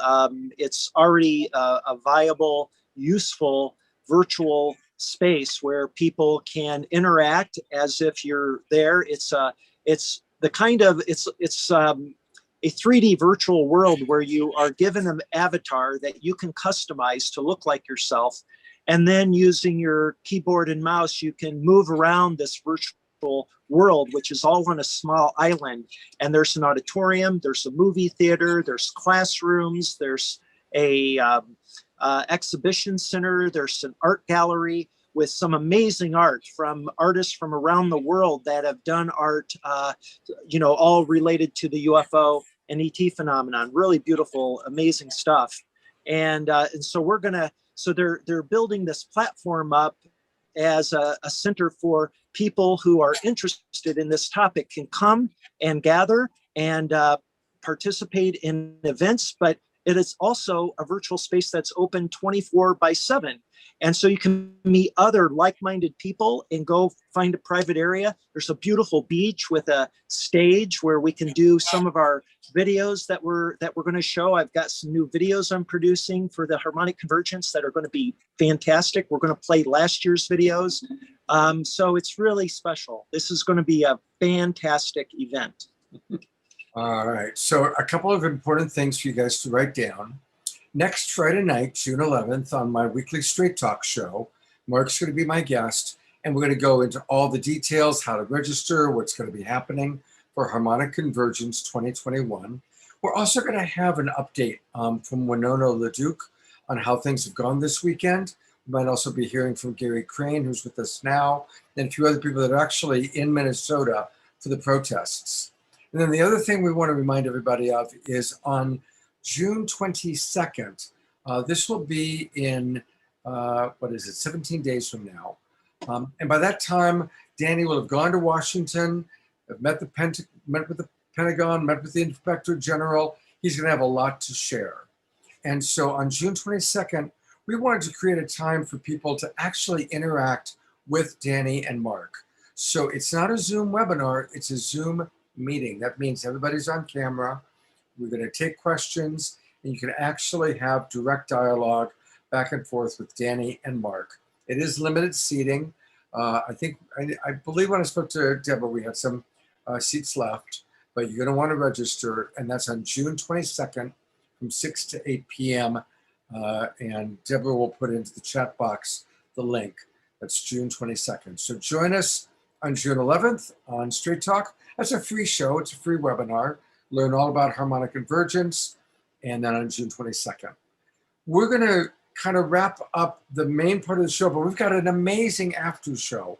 More music with John Martin. We're going to hear from the Mystic Abbot, our wonderful wild Jerry Anderson. We're going to answer some questions. The Hertogs have very generously agreed to stay, answer some of those questions you had about green hydrogen, and then we'll complete in the most wonderful way possible, Mark leading a CE6. If his RV Scott, I just want to step in here. I'm not guaranteeing I can do the CE6. I didn't realize how far away Laughlin is, and I want to get Sarah and Danny to their room so they can check in and get a good night's rest. So that's my priority now. Sure. But if you guys are still hanging out, by the time I drop them off and it works out, I might lead a CE6 meditation. Can we commit to a CE6 on Friday, June 11? Oh yeah, for sure. Okay. All right. So if we don't get it in tonight, we'll be providing it next Friday night, June 11th. Fantastic. All right. Well, one more time, then I'm going to go to the Romero Institute. We were taking a look at it a little bit earlier, but this is where so many wonderful things that Danny is doing. So again, to learn more about Danny and to learn how you can participate in all that he's doing, go to the RomeroInstitute.org. There he is in the upper left-hand corner. I mean, he was dealing with the Karen Silkwood case 44 years ago. This guy's been around a long time, doing a lot of wonderful work. So go to that. And also you can go to the Lakota People's Law Project. You can actually switch over once you're on Romero Institute, like I just did. Click over and that'll take you over to the Lakota People's Law Project. And it really is all coming together. The way that our connection with our Galactic family, our support for our First Nation friends, we're doing it on the ground and we're doing it in the sky, and it's the same message. It's time for us to really become caretakers for the earth. So thank you, Mark. Thank you, Danny. And stick around because we've got a lot more show left, including our Global Peace Tribe recommendations, which is always where we get to share with you some of the most important things that we believe in that are happening. So here we go with that.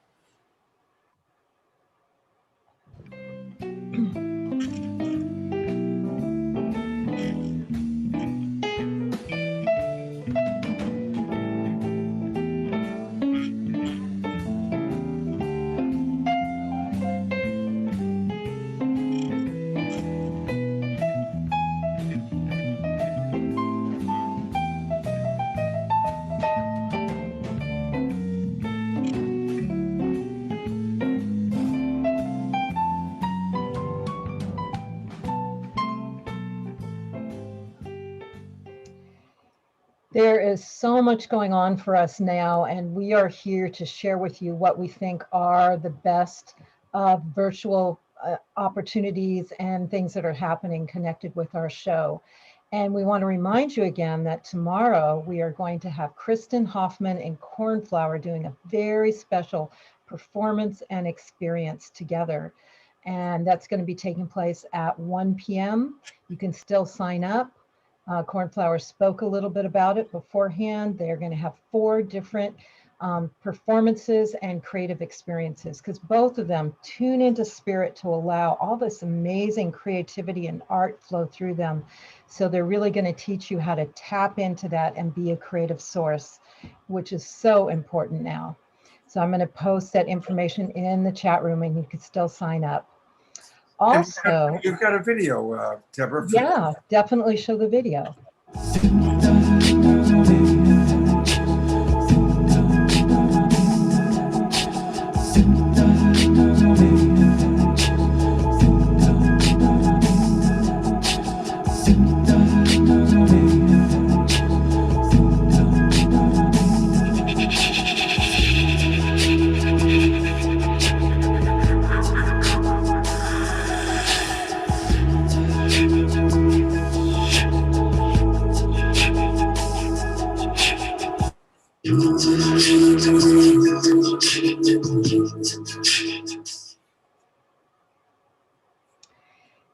with all this going on with UFOs, it's very synchronistic that they're one of the major UFO conferences that's been taking place for the last 10 years.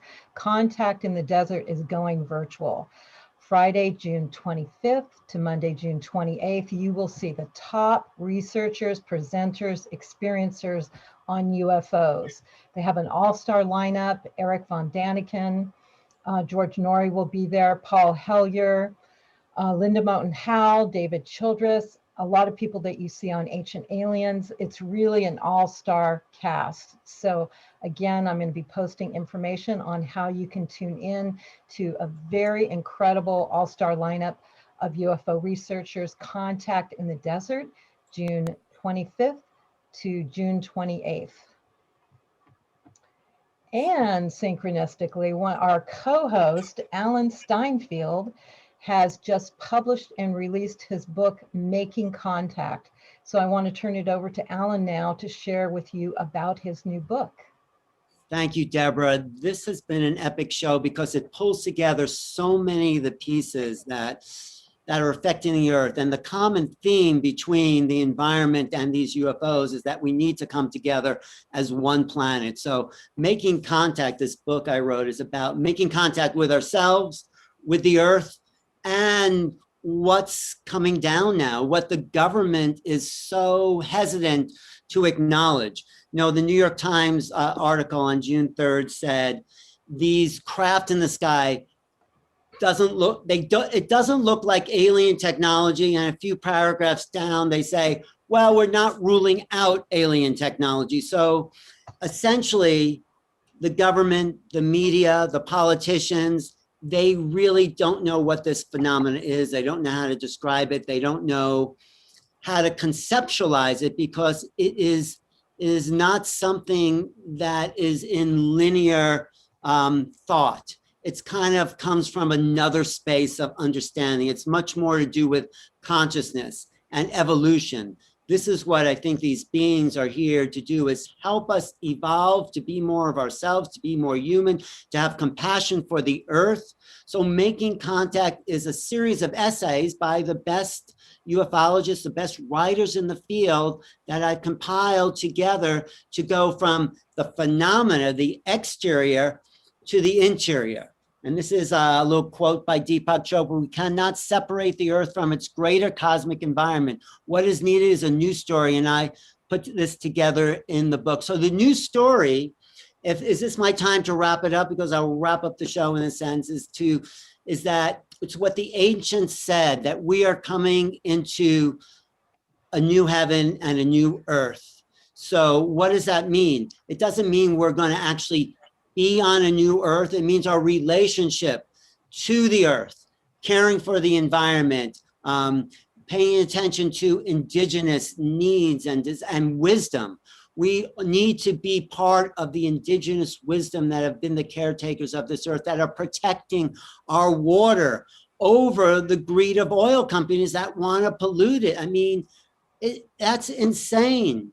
The other insanity is to deny that we're all alone in the universe, that life is an anomaly, that we live basically in a lifeless world, in a dead universe. So like we are some freak of nature. Well, that's also going to be changing. The new heaven is that we are part of this bigger cosmology, and the new earth is that the earth is alive, it's nourishing. It is this, we are walking around in these earth bodies. So as we come into the new story of humanity, it's coming into the new relationship with ourselves and the spirit that's driving these earth bodies to make contact with so much more. And the human potential starts to come online, that we actually are not of the earth. Our bodies are, but our consciousness is from the cosmos. So that's what this book is about. How do we make that transition from an old world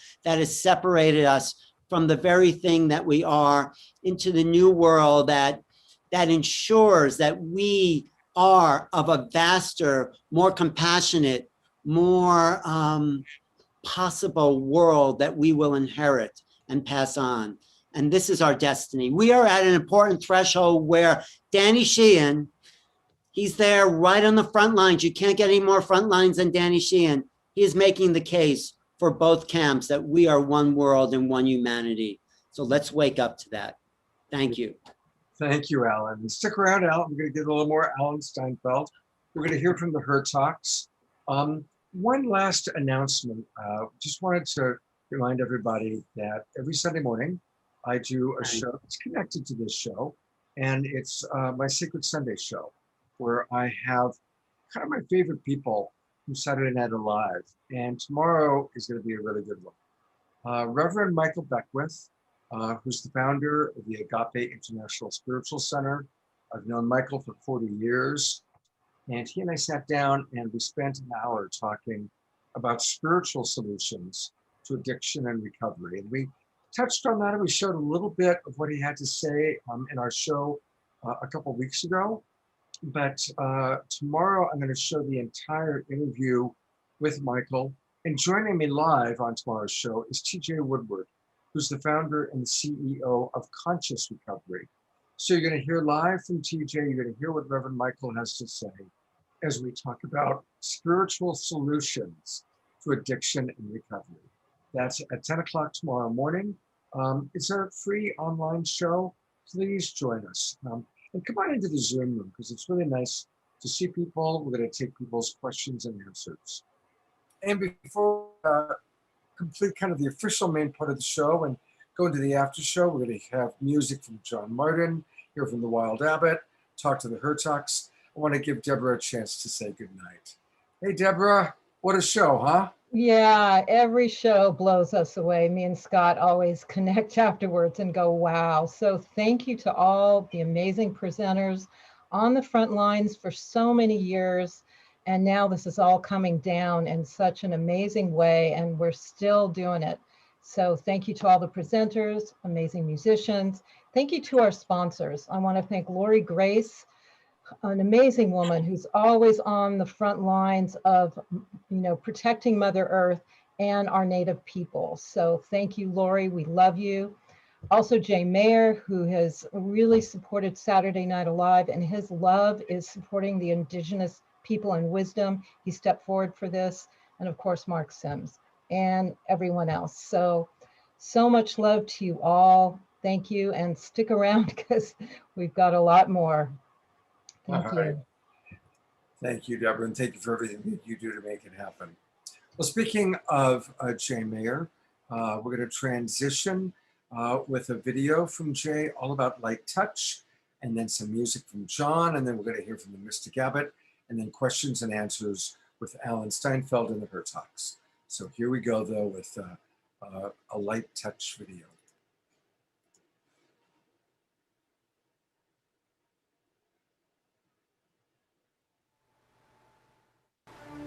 Thank you for all the divine appointments. Thank you for spiritual wellness. Thank you, thank you, thank you. Thank you for blessing our blessings. Thank you for transforming my relationships. Thank you for the most divine relationships. Create and manifest all our miracles. Thank you, thank you. Thank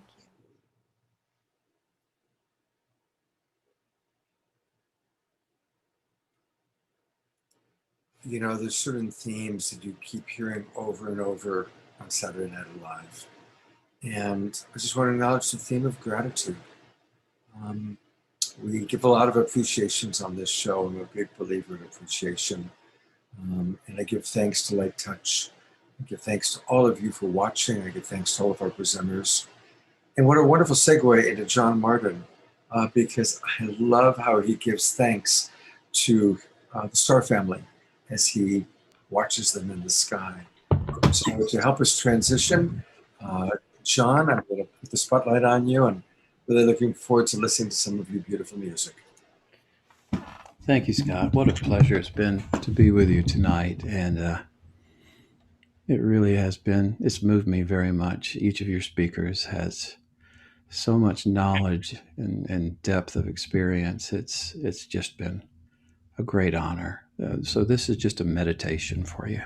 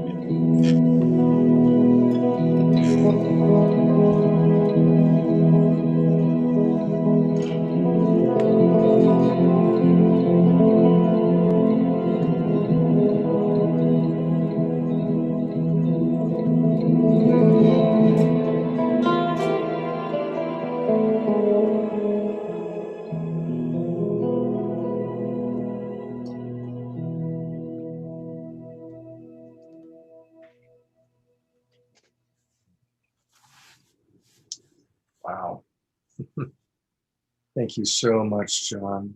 Will you stick around and play me one more song for us a little bit later on? Sure, I'd be happy to. Absolutely. All right, thank you so much. Just beautiful, just beautiful. Thank you. I get to introduce someone that I met through Saturday Night Live. It's that wild and wonderful mystic abbot, Jerry Anderson. We periodically put out a call for supporters, and he filled out our supporters form and said, "Well, I love your show." We've become friends. He's become a sponsor. The show we're doing on June 26th, he's the co-sponsor on. And here he is, the mystic abbot, Jerry Anderson. And I asked Jerry to come on and talk because tonight, as you know, we've been raising money to stop Pipeline 3. And protests are difficult. They're hard. But Jerry was at Standing Rock, as was Mark Sims, as was Danny Sheehan, as were probably many of you. And Jerry, you've got a little bit to share about what took place at Standing Rock that kind of weaves all of this together. Tell us your story. Oh, we're not hearing you though, Jerry. For some reason, we're not hearing you.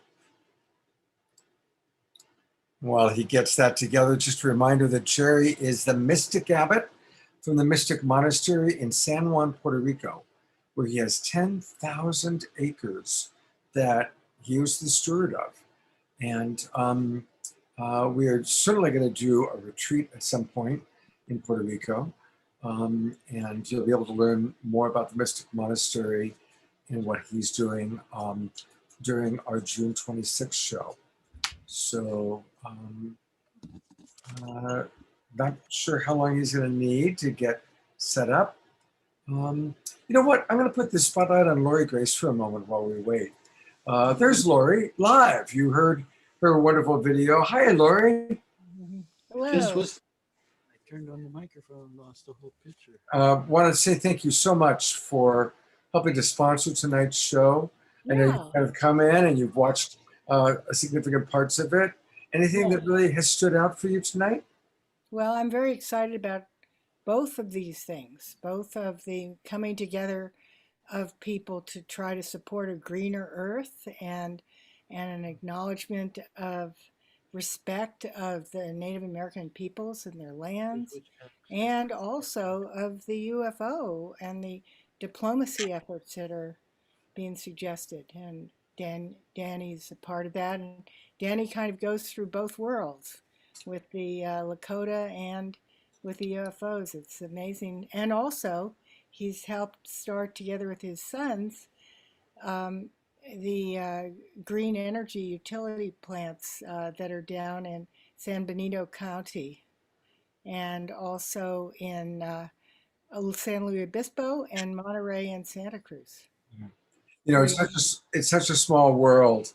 I first met Danny in your kitchen. The very first time I met him was in your kitchen, I think maybe 15 years ago.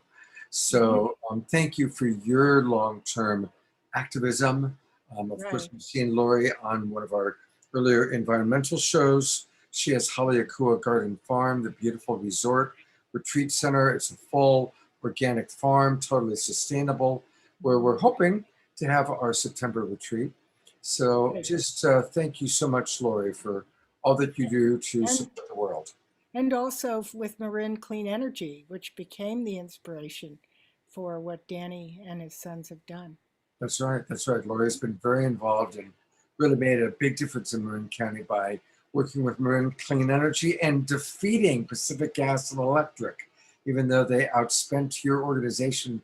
What was it? 35-1, I think they outspent you. And also that it spread all over to Alameda County, Richmond, Napa, another version to Sonoma, you know, many different places. Wow. So here we are, a lot of California, green utilities. May we keep it green. Yes. Lori, thank you. Thank you so much. We really love you and appreciate you very much. Great. You're welcome. Jerry, have you gotten, I need you to unmute. I did mute you. Can you hear me? Yes, now we can. Oh, good, all right. Good. Well, Take it I away, just Jerry. want to encourage the people listening to these wonderful understandings of the front line and what it's like to be on the front line. And, you know, there's some blessings that you get from being on the front lines that nobody talks about. And the one I would like to tell 3 real quick stories that you never heard before, probably, but were miracles that happened at Standing Rock. And those who were there got to witness them. The first one was a crazy story. The elders asked if a bunch of the people could move their teepees right up on top of where the pipeline was supposed to go. Of course, all the people, 18 teepees got moved up there. And the police came with the guns and they said, you got to move. And they didn't move. Next day they came again with guns, but this time they were determined to move us. And the story you never heard of before is in the middle of them trying to round us up, hundreds of wild buffalo came and surrounded the police. Oh my God. Yeah, you never heard that story. You never heard 2 more. So one day the elders were speaking to us in Standing Rock, and you know, I can't explain, but the guy was covered with eagle feathers from one end to the other, with the eagle whole wing in each hand, talking to us. But you know, the oil companies, they had sent a helicopter all day long, every single day, to hover over top of our camp. And it was so noisy that the elders, in order to speak to us, had to have a PA system. So one day, 6 school buses, not school buses, charter buses came. And these were all kids from Wisconsin, Minnesota, but all from the indigenous tribes. So when the elders heard about this, they moved everybody back from the front of the fire where the elder was speaking to put all these kids. I mean, they were kids, 12, 15, 18 years old. And the sun was setting. And in the east, the opposite direction of the sun setting, this crazy like mist cloud as far away, as wide as the horizon, came down. Now, if I wouldn't have witnessed this, I couldn't have told you this was the truth, but this is the truth. On this screen that came down came all the colors of the rainbow, perfectly straight up and down, all the way across the sky at sunset. And so there's this helicopter above all these kids trying to listen to the elders speak that was just harassing us. It was so noisy. And there was an elder sitting next to me, and he says, look at the white tail. I'm telling you guys, underneath the helicopter, an eagle was holding the space for us. Underneath the helicopter. Wow. So there's blessings that you receive when you go out on the front line that you're never going to hear of, and it'll be your personal experience of being there. That's what I have to say. Thank you, Jerry. Thank you so much for sharing that with us. Jerry, you're a blessing. You're a blessing to our world. And we always see Jerry. Jerry always, he's the guy dancing to the music, and he'll be our co-sponsor and co-host for the June 26th show. All right, I am going to turn it over. I'm going to bring the Her Talks on. Thank you so much for staying with us. How's the show been for the 2 of you tonight? What stands out for you? It's been outstanding. Yeah. And Alan's joining us, so Yes, it's been I moved from camera to camera. No, we really enjoyed it, and it's perfect for their work, right? Yeah, Because- I mean, we do both environment, as you said, and technology. In fact, we're all going to be at Contact in the Desert, as Deborah said, and our topic is actually the future of technology as it relates to extraterrestrial technology. And we pioneered hydrogen energy. We've given major papers at the Academy of Science in Russia, Academy of Science in China. And one of which was on hydrogen, the other was on superconductivity. We've done quite a few papers with NASA colleagues as hydrogen, the fuel of the future, green hydrogen, that is. And we are so pleased to be the bridge between the East and the West, the North and the South, which is the cosmic cross, by the way. Right. So how did it come together for you, Scott? Were you happy? Absolutely. Just beautiful. Really, really beautiful. And Good. Because it's such an abundance of riches to have so many wonderful presenters and musicians. John's music. Right. Wow. You know, and the way I love how he talks to the star family with so much love, so much invitation. As a coach, as a relationship coach, we always want to invite connection.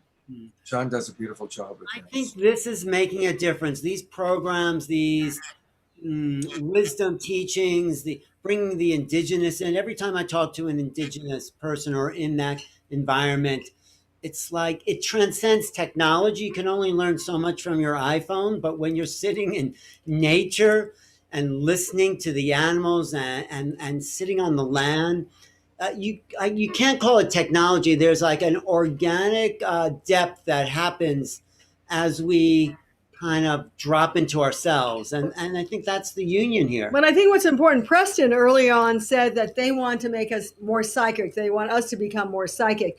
And I know that's the work of Alan Steinfeld and some of the work we've done with him and our work with remote viewing, that I think people are becoming more sensitized and really just knowing we can do it. But we have to go beyond the psychic into the true spiritual, the new spiritual, the upliftment of consciousness and the ability to realize the power of consciousness. And this is where our studies with colleagues at Stanford Research Institute over 20 years with the best minds of physics and science have shown that consciousness is, as it were, the unknown variable that is the leap between the old consciousness, small c, and the large consciousness or new consciousness, capital C, through which miracles can take place. And that's what Alan Steinfeld's book is all about, making contact, because it's not about the nuts and bolts. I mean, in a certain sense, it reminds me of, what was it, the CNN or the, actually 60 Minutes, I should say, when Elizondo was asked, well, what about extraterrestrials and do they exist? Are they real? That was the first question Bill Whitaker said. Well, come on, are these real? And Elizondo says, come on, Bill, we're past that already. The government has admitted these things are real. So the Making Contact book is actually doing that as well. It's taking us into the consciousness linkage. And when people talk about quantum physics, they're talking about the fact that we're non-local, that we're entangled. And as soon as you see extraterrestrial spacecraft, even at a distance, even if they don't land and you don't shake their hand, you have an entanglement with them. And there's a consciousness linkage. That's what the book is about a little bit. And it's about going into the unknown. Everyone's afraid of the unknown, but that's just fear of what's known. The unknown is full of wonder, possibility, and increased human potential. So I just want to read a little quote that I put in the book by Rainer Maria Rilke, probably one of the best mystical poets of the 1900s, Czech and German. Yeah. And he wrote, "We must accept our reality as vastly as we possibly can. Everything, even the unprecedented, must be possible within it. This is, in the end, the only courage that is required of us. The courage to face the strangest, most unusual, most inexplicable experiences that can meet us." So we are at the doorstep of the unknown. And that is so exciting. There's not been a moment in human history like the one we're at right now. But that's actually also why we feel that the governments aren't going to release everything, because they know that there's a consciousness overlap. They know that there's a multi-dimensional reality, that these beings go through walls and bring people through walls. I mean, how do you explain that overnight? I mean, it's a whole new reality. And that's one other thing I want to talk about, because everyone's talking about UAPs instead of UFOs. So UFO is unidentified flying object, and UAPs is unexplained aerial phenomena. So and that's a government upgrade. It's not just a new branding. So they went from object to phenomena. What does that mean? That means it's more than just stuff in the sky, craft in the sky. There is a phenomenal impression that these things make on our consciousness. That's right. And ultimately, in that shift, there is a concept of new information or wisdom that comes through. That is called noumena, not phenomena, but noumena, what the Greeks call the higher mind contact. So we go from CI5 to ultimately the I am contact that Moses had. And that's where sacred language, that is where sacred vocabularies and sacred geometry all converge into this powerful extension of mind reach. Right. So the phenomena also includes this entanglement with human consciousness, as Desiree said, but also paranormal things sort of happen, synchronicities. People who have had contact with these ships and these beings become more telepathic. They become more compassionate. They become healers and greater artists. There is a shift. There's an upgrade to us. That's the phenomena that we are embracing, and that the government, sort of like the Catholic Church who put Galileo in prison, said, no, what's out there is out there. It can't be any different than we tell you. No. The whole world is changing, and we are changing as human beings, and this interaction is part of it. In theology, we'd call it a shift from the age of the church to the age of the Holy Spirit. The speaking of a glossology, the speaking of a language of scientific wisdom, the speaking in the language of angels, recognized as cosmic scientists, engineers, and educators who are on our doorstep. And this is the wonderful aspect of the raising of consciousness, or the first phase of what some will call exotheology or astrotheology, the knowledge of the house of many mansions. And I have to say, from our own unique experiences, I would say ETs exist, and they're wide, and there's different types. In fact, we've documented over 70 different extraterrestrial races. But in addition to that, we do feel there are, as Mark Sims had experienced, extra celestial levels, because his contact said that he was a celestial. And then we also feel there's what we call ultra terrestrials, which relate much more to the angelic presence. And why we think the angelic presences are different from the ETs, because they don't need any physical ships. They actually are light energy, purely and simply. And that's why we believe, if I may just carry on, Alan, we believe that the ETs are not the final answer. That is the first orientation to something much greater that we must aspire to, is the ultra-terrestrials that give us the spiritual overview that connects with the new science, the compassion or psychology of the heart, and the roadmap of the universe. Well, I just want to say the universe is much more complex than this 3D world. So we got to get used to that, because we're much more complex. Absolutely. Thank you, Scott. We could go on and on. But you had some questions. I'm not cutting you off. I actually have a question that's come in from one of our, from Robin. So I'm going to ask you a question, but just riffing on the beauty of what you were just saying. I think it's really important for us to recognize that we all get to have our own unique spiritual awakening. It might be with aliens, it might be with angels, it might be with archetypal figures. And just as if somebody said, well, what is a human life like? There are 8 billion current answers to what a human life looks like, and they're all really different from each other. Well, once you get into how large our universe is, it's beyond our little brains to imagine all the different dimensions, all the quantum physics of it.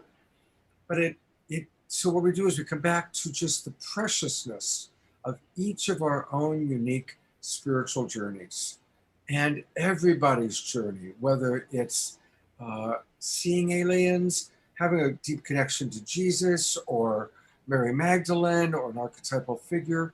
They're all beautiful ways for us to wake up and remember who we truly are. So I'm glad you pointed that out in the way that you did. Thank you.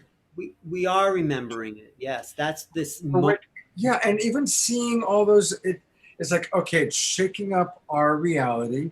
It's shaking it up so that it's like we can become more aware of a much bigger picture than the kind of very small, old paradigm little prison we've been in. Destroying the earth, disregard for life, all that is the old story. And I think it's really important, because I think they're coming here now, and I'll just speak of the extraterrestrials at this point, because the planet is going through changes. And even though we're causing a major part of that change, I believe there's also some other phenomena taking place on the planet, like the South Atlantic anomaly. If someone hasn't read up on that, I suggest they do, which is actually shifting kind of the polar fields in certain areas, really a reduction of the magnetic fields. There's a lot of things going on. Volcanoes is one thing. It's very hard to start that, although, like they said, some of the fracking situations that we're doing could instigate that. There seems to be a reason why there's more and more information. And in Dr. Hertak's work, we're told that there was 64 levels of science. They were going to feed us the information to be able to be on top of what's happening. And as Deborah mentioned earlier, we're all out here in Sedona and people are flocking here. They're having experiences. They're actually being told to come here. There's not even places to rent anymore. It's so crowded because people are just being told this is a key vortex point for the planetary awakening.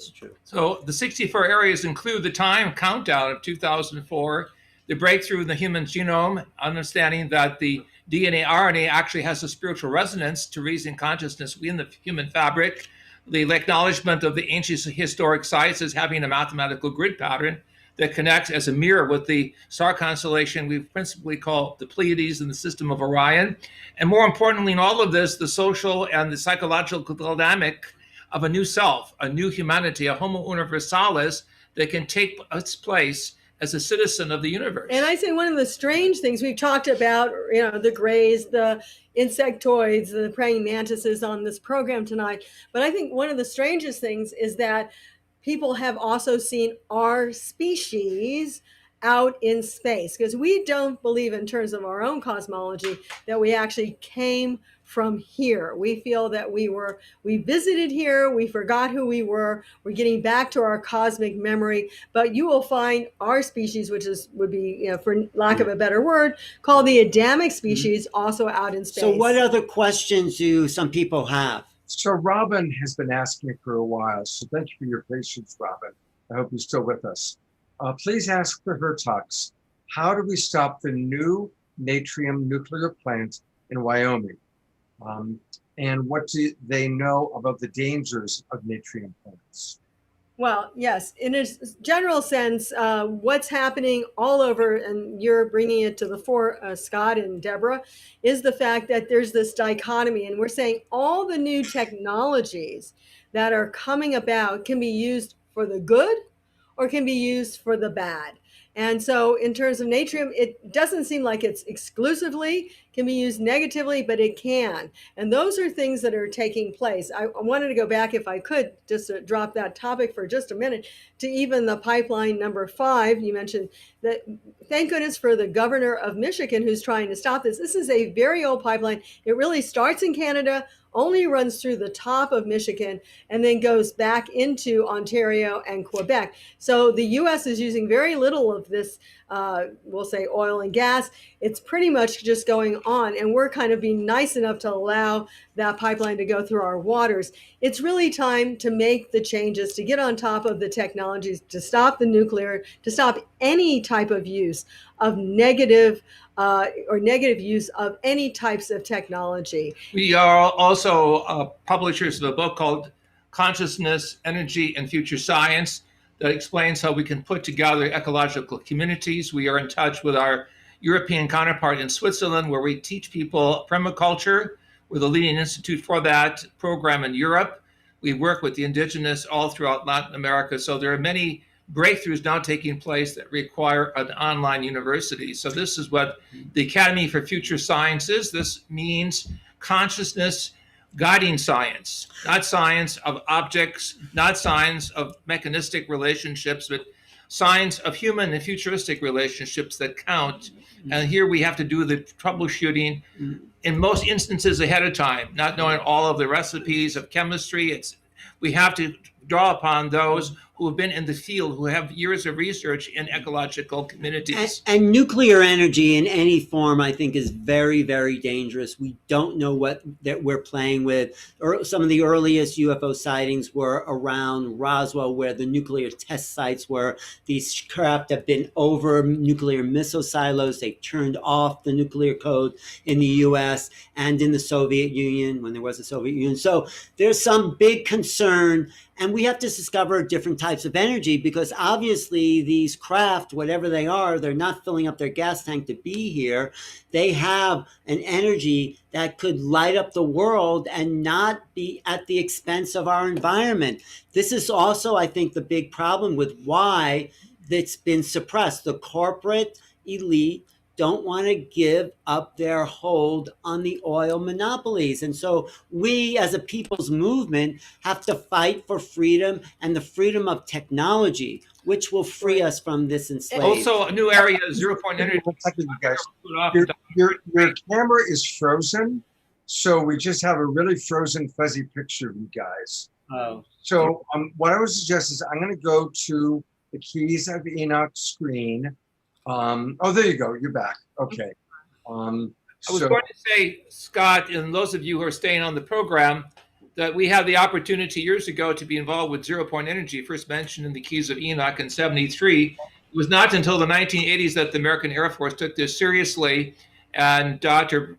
Bernie Haish and Hal Puda from SRI International, working on his own institute in Texas, have pioneered. And so there are many, many alternative strategies that we can push, and we need to push this at this time with the new administration looking in new directions for energy as well as consciousness implementation. And if I can go back to something that Danny Sheehan said that I also had wanted to bring up, but of course time is always short, and that's going back to what Colonel Philip Corso introduced. And he said, of course, back in the 50s and 60s, that they had given a lot of the technology that they got from back engineering the UFOs to corporations. And I believe in some cases, this is perhaps some of the reason why the information isn't coming out as abundantly, because it's not the military that houses all the information. It's actually also the corporations, and they, can use this technology as they see fit. The two of the ones that Philip Corso mentioned, of course, this is going way back, was night vision goggles, which is something that Mark Sims uses all the time, if he can, in the CE5s and CE6s that he does. But also the other is fiber optic cable that we're using. And the microchip, wasn't that a big discovery? Well, yeah, reverse engineering. Some of the things are in question because there was a lot of technology also coming out at the time that seemed to maybe be enhanced. Well, if you read The Day After Roswell by Colonel Corso, you'll see a whole list of things we've back engineered that are part of our everyday world now from the Roswell crash. And that's only what they told us. I mean, there could be much more. So if you really delve down deep with, what the government has known since the 1950s or even the 1940s in this case, there could be amazing things that would start uncovering. So this is a great leap of faith that we must all take, recognizing that new science, new consciousness, and new social planning can converge in a new and dynamic way. This is a time that's so precious, because if we do not make this great change and transformation through inner and spiritual awareness, unfortunately we'll slide backwards and we will simply see a repetition of the dark ages. So Ellen, you've got this interesting book by astronaut Gordon Cooper. Well, I was going to read this from Truman, because we have seen this before, a flurry of news reports. There's UFOs. There were UFOs over the Capitol in the 1950s. So are we seeing something different?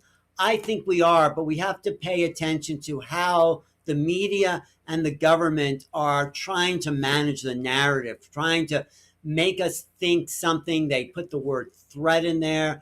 Well, it's really not a threat. If you heard some of Danny Sheehan's earlier talks after he became Luis Elizondo's client or lawyer, he said to Elizondo, these things really aren't a threat, are they? Something like this. And Elizondo says, well, none of the higher ups seem to be concerned with it. So I don't think it's a threat, but how is the government or the Pentagon spinning this? And I think that's a big split between Elizondo and the Pentagon, is this interpretation. I was just reading an article he did for an interview he did in the New York Post. And the last lines, it says, maybe what we thought were monsters, this is Elizondo speaking, are really our neighbors. So we need to shift our whole orientation. And this is why Danny talks about worldviews, the Worldview Institute. We need a paradigm shift of our relationship to the other, and not with fear, but with curiosity. And this is the time we're coming into. But they have been really watching us, because you brought up Gordon Cooper. We actually personally knew him, and he joined us. We worked with him. But one of the first times he saw an extraterrestrial, it was a flotilla of spacecraft that was seen above the borders of East and West Germany. And he was, of course, the U.S. Air Force. And he said there were MiGs flying right next to him. They all looked up. They saw the flotilla of spaceships in 51. And they realized that there was extraterrestrials watching what was going on both sides. on the border. I mean, can you imagine? So they are concerned about us. They're concerned how we deal with wars and violence and what it could explode into. So what do they do with? I was working on when I was working on the paranormal borderline. I got to know Gordon Cooper, and we did several stories. Well, 2 stories about it. And but he and I made a deal. He told me the things that he couldn't say on camera, and then he shared the things that he could say on camera. But the deal was that if I got really good stories, really good information that I thought was legitimate, he wanted me to send it his way. He was living in Van Nuys at the time, and we were located in West Hollywood where our studios were. And so it was really cool getting to know him. And now that he is long since passed, since you brought him up, I will share one of the stories he told me that he didn't want to go on camera saying. As most of you know, all the big black ops got moved to Alice Springs, Australia. And because there was stuff going on in Area 51 and it was just too close, too easy for people to come. So they moved all the black ops to Alice Springs. Well, Gordo went to Alice Springs, and for anybody who doesn't know who we're talking about, Gordon Cooper was one of the original Mercury 7 astronauts, famous in the movie The Right Stuff. He was a personal friend of John Kennedy, and totally fascinated with UFOs because he had had 2 UFO experiences. One was the story that Desiree just told. Yeah, there we go. And then he also was at Edwards Air Force Base when one actually landed. Yeah. And they filmed it. They sent it off to the Pentagon and never saw the film again. Gordon wrote a letter to the United Nations and really was trying to bring all of this information back out. So anyway, the story that he shared with me was when he was in Alice Springs. Now, mind you, I was interacting with him around 1996, 1997. So this is about 24, 25 years ago. And I don't really recall how much earlier from that time he had been on his visit to Alice Springs. So let's just say 25 years ago. They showed him, they walked him through and he was in like a lab and looking through a big glass window. And they brought out a Coke bottle and a Post-it note and a pen. And they said, put your name on the Post-it note, put it on the Coke bottle. He does that. They take the Coke bottle, go into this room, very Star Trek-like. He's looking through the window, big, and the Coke bottle disappears. They walk him to the room next door, and similar kind of a room, and the Coke bottle reappears. And the lab technician grabs it and shows it to him, showing that, yes, we've learned how to move objects like that. This is 25 years ago. I said, wow, how soon do you think it'll be until we'll be able to move people like that? They said, well, we've been working on it, and sometimes it works, but sometimes it doesn't. Right. Now, that was 25 years ago. And so you can only imagine if we had that technology then, Lord knows what level of technology we have now. And I think so much of what Desiree is saying is true. Most of the people that I interviewed back 25 years ago, former military officials, all said the reason the United States won the space race was because of the crash of Roswell. And we did get that craft, and we did reverse engineer it. And that gave us the heads up on the Russians. So I just wanted to kind of add a little bit of that since you brought up Gordon Cooper. So that is quantum teleportation. Actually, we write about it in our chapter in Alan's new book, but it's just, of course, talking about how do you get from one place to another. And we do feel aliens have that ability. They have the ability even to manifest in wormholes. I think the whole Stargate TV series was certainly something that really is something, if we can imagine it, I have to say it's in the consciousness field, and therefore it probably is something that's real. I interviewed Hal Puthoff a couple of years back, and he said they can teleport properties of atoms from one place to another instantaneously. So it's just a matter, and I think he was hinting at, because how do you know one atom from another? Just by its property. So the property is the essence of the thing. So he was trying to tell me that, yes, we have this technology, and we're modifying it. So it's called in the keys of Enoch transference. And actually, one major head of state, I will not mention his name, was actually physically teleported this way. Wow. Aboard a spaceship and then brought back. And his role was to inform other heads of state that this is the capability of the cosmic others. They can do this to governments, ultimately, that will not obey, as it were, a sign that the war game era is over. Well, talk about what happened to Uri Geller. Uri Geller, which was a colleague of mine years ago, and actually carries a special scroll that I wrote for him on contact with the higher intelligence, was teleported from Schlemmer's department store in New York to Ossining, New York, which is up in North Hudson, some 45 plus miles, and came through the screen door of my colleague, the late Dr. Andrei Puharich, a well-known paraphysicist and medical doctor. And I was there to clean up with Desiree the debris on the screen porch, which is to suggest that he was able to have physical evidence and show humanity, especially in particular skeptical scientists, that teleportation of 35 to 45 miles was possible. But he didn't do this. It just happened to him. He didn't know why or how, but he was in actually a meeting and he was able to say, hey, now I'm in this area of Ossining. How long did it take? And it literally was almost instantaneous. But if you listen to Grant Cameron, he says the latest technology is not in craft, it's with portal technologies. This is what the government's really talking about. And Grant talks about the weird deaths in the sky, Ron Pandolfi developing and researching all this portal stuff. I mean, we should have Grant on again because that is the key to the next level of technology, these wormholes through space and time. Grant is a good researcher and writer. We concur with his observations, and we have seen in parts of Ecuador and Brazil that there are actual portals that the ancients and the shamans in recent times have also used to teleportate from place to place. Well, there's natural portals like we Sedona. see, but there's man-made creation of portals, sort of what Nassim Haramein was trying to do with his black hole technology. There's many ways to bend time and space. They talk about this in A Wrinkle in Time, a tesseract. So this is really the next phase of technology, not little things in the sky. It's dimensional doorways. A couple of things for Gary Crane, who might be coming on. Gary, I need you to turn on your camera so that I can see that you're with us and what your quality looks like. And I do want to go to your website for, again, a lot of people are wanting more information about the Hertox. And again, the website is keysofenoch.org. There's a lot going on here. And they have created the Academy for Future Science. It's a nonprofit organization. It's dedicated to using the discoveries of science and spiritual insights through consciousness exploration.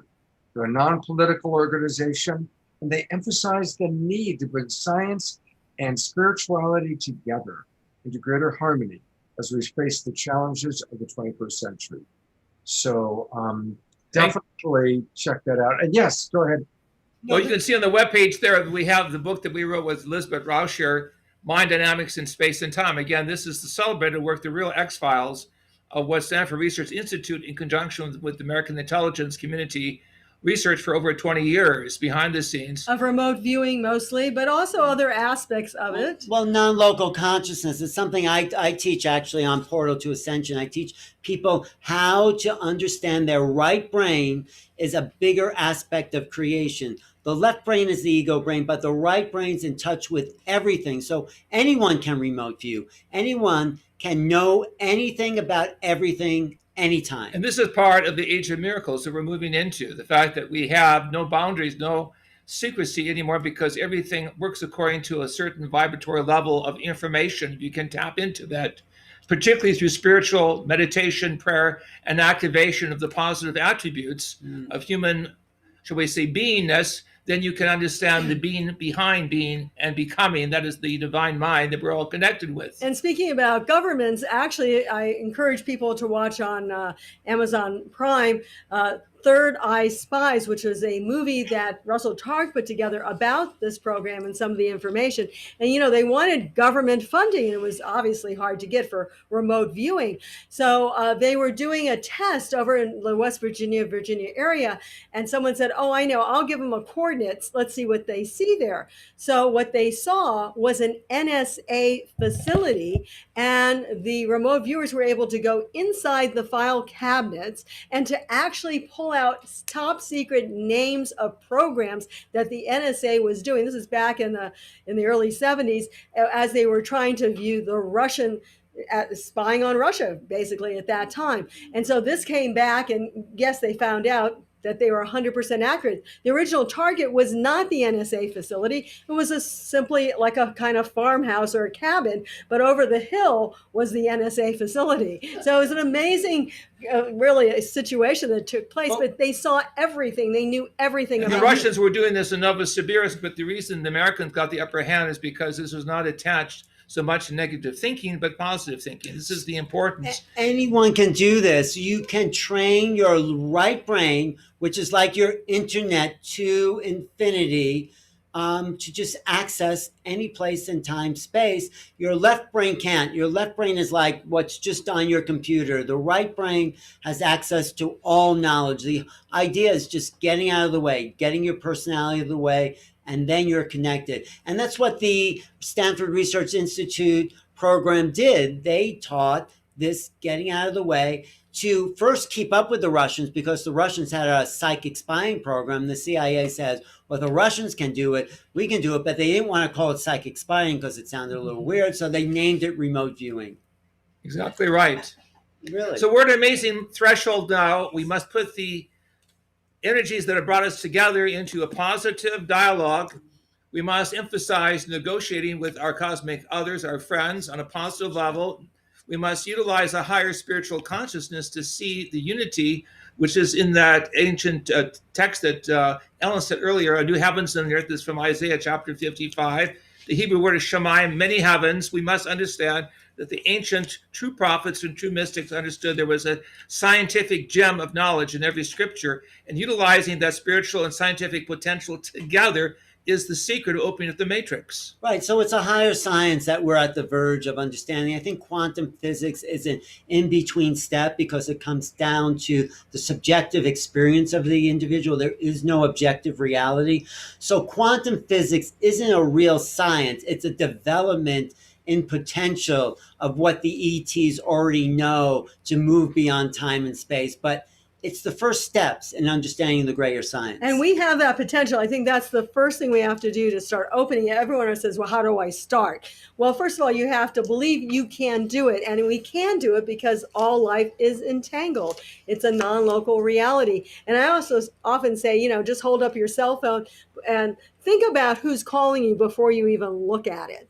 And you'll start developing your own, we'll say, higher awareness. And therefore I can always tell when my mother's calling.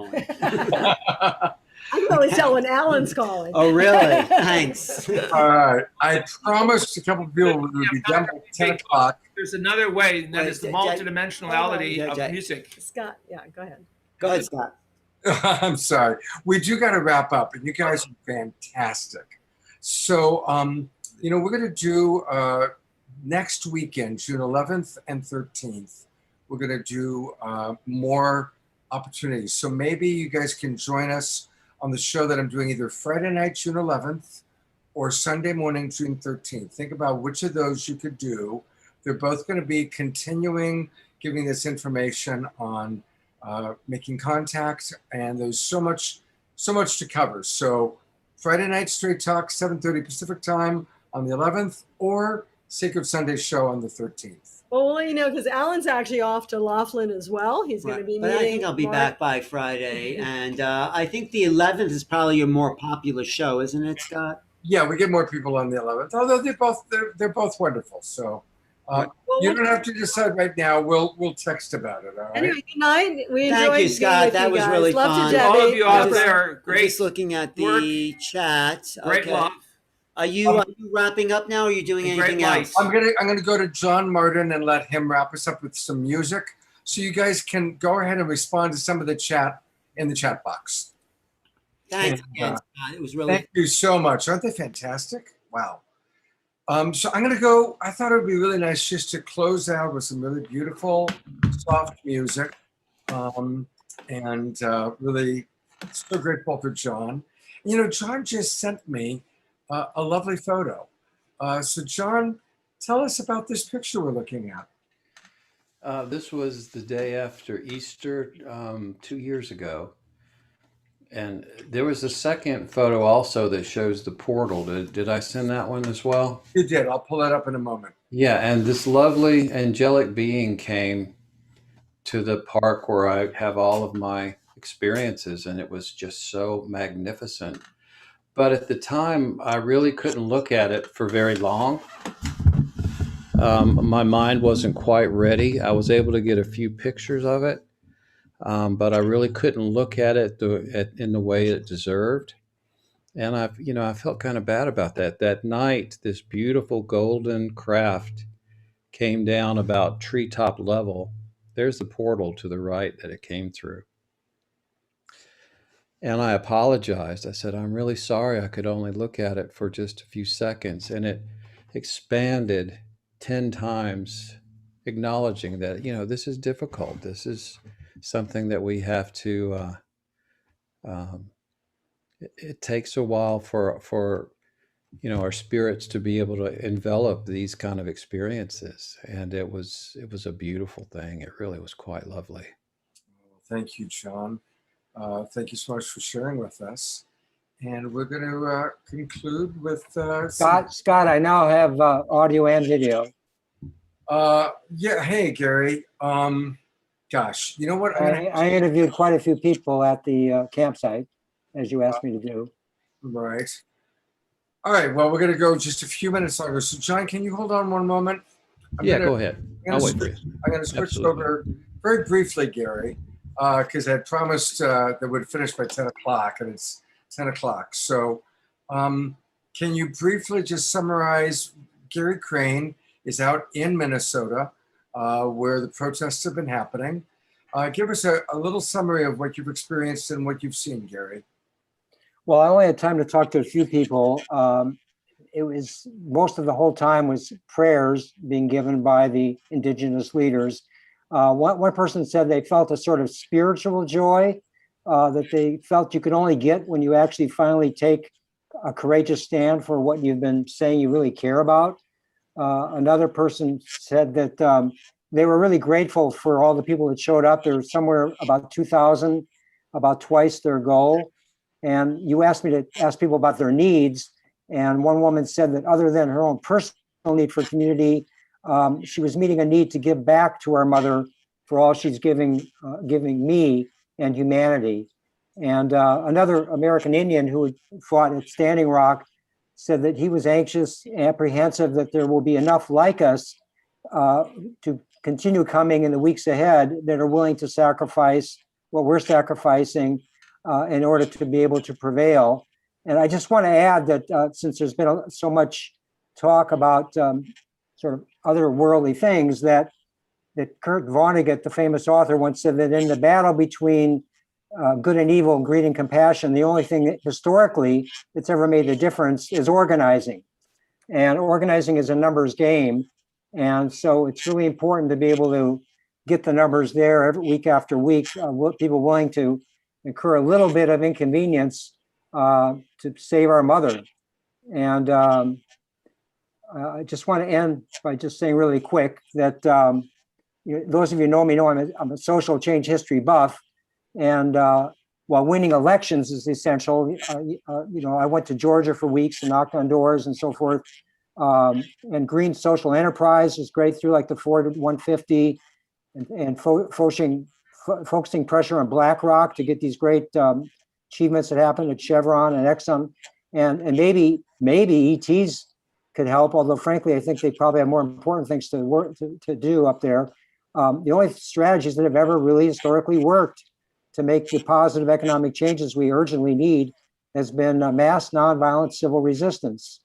And if you know the work of Erica Chenoweth and our work at Get Courage Now, the good news is we only need 2.5% of the public actively engaged especially in this summer. This is an epic moment. This is our chance to finally put the last nail in the coffin with Enbridge and save this planet.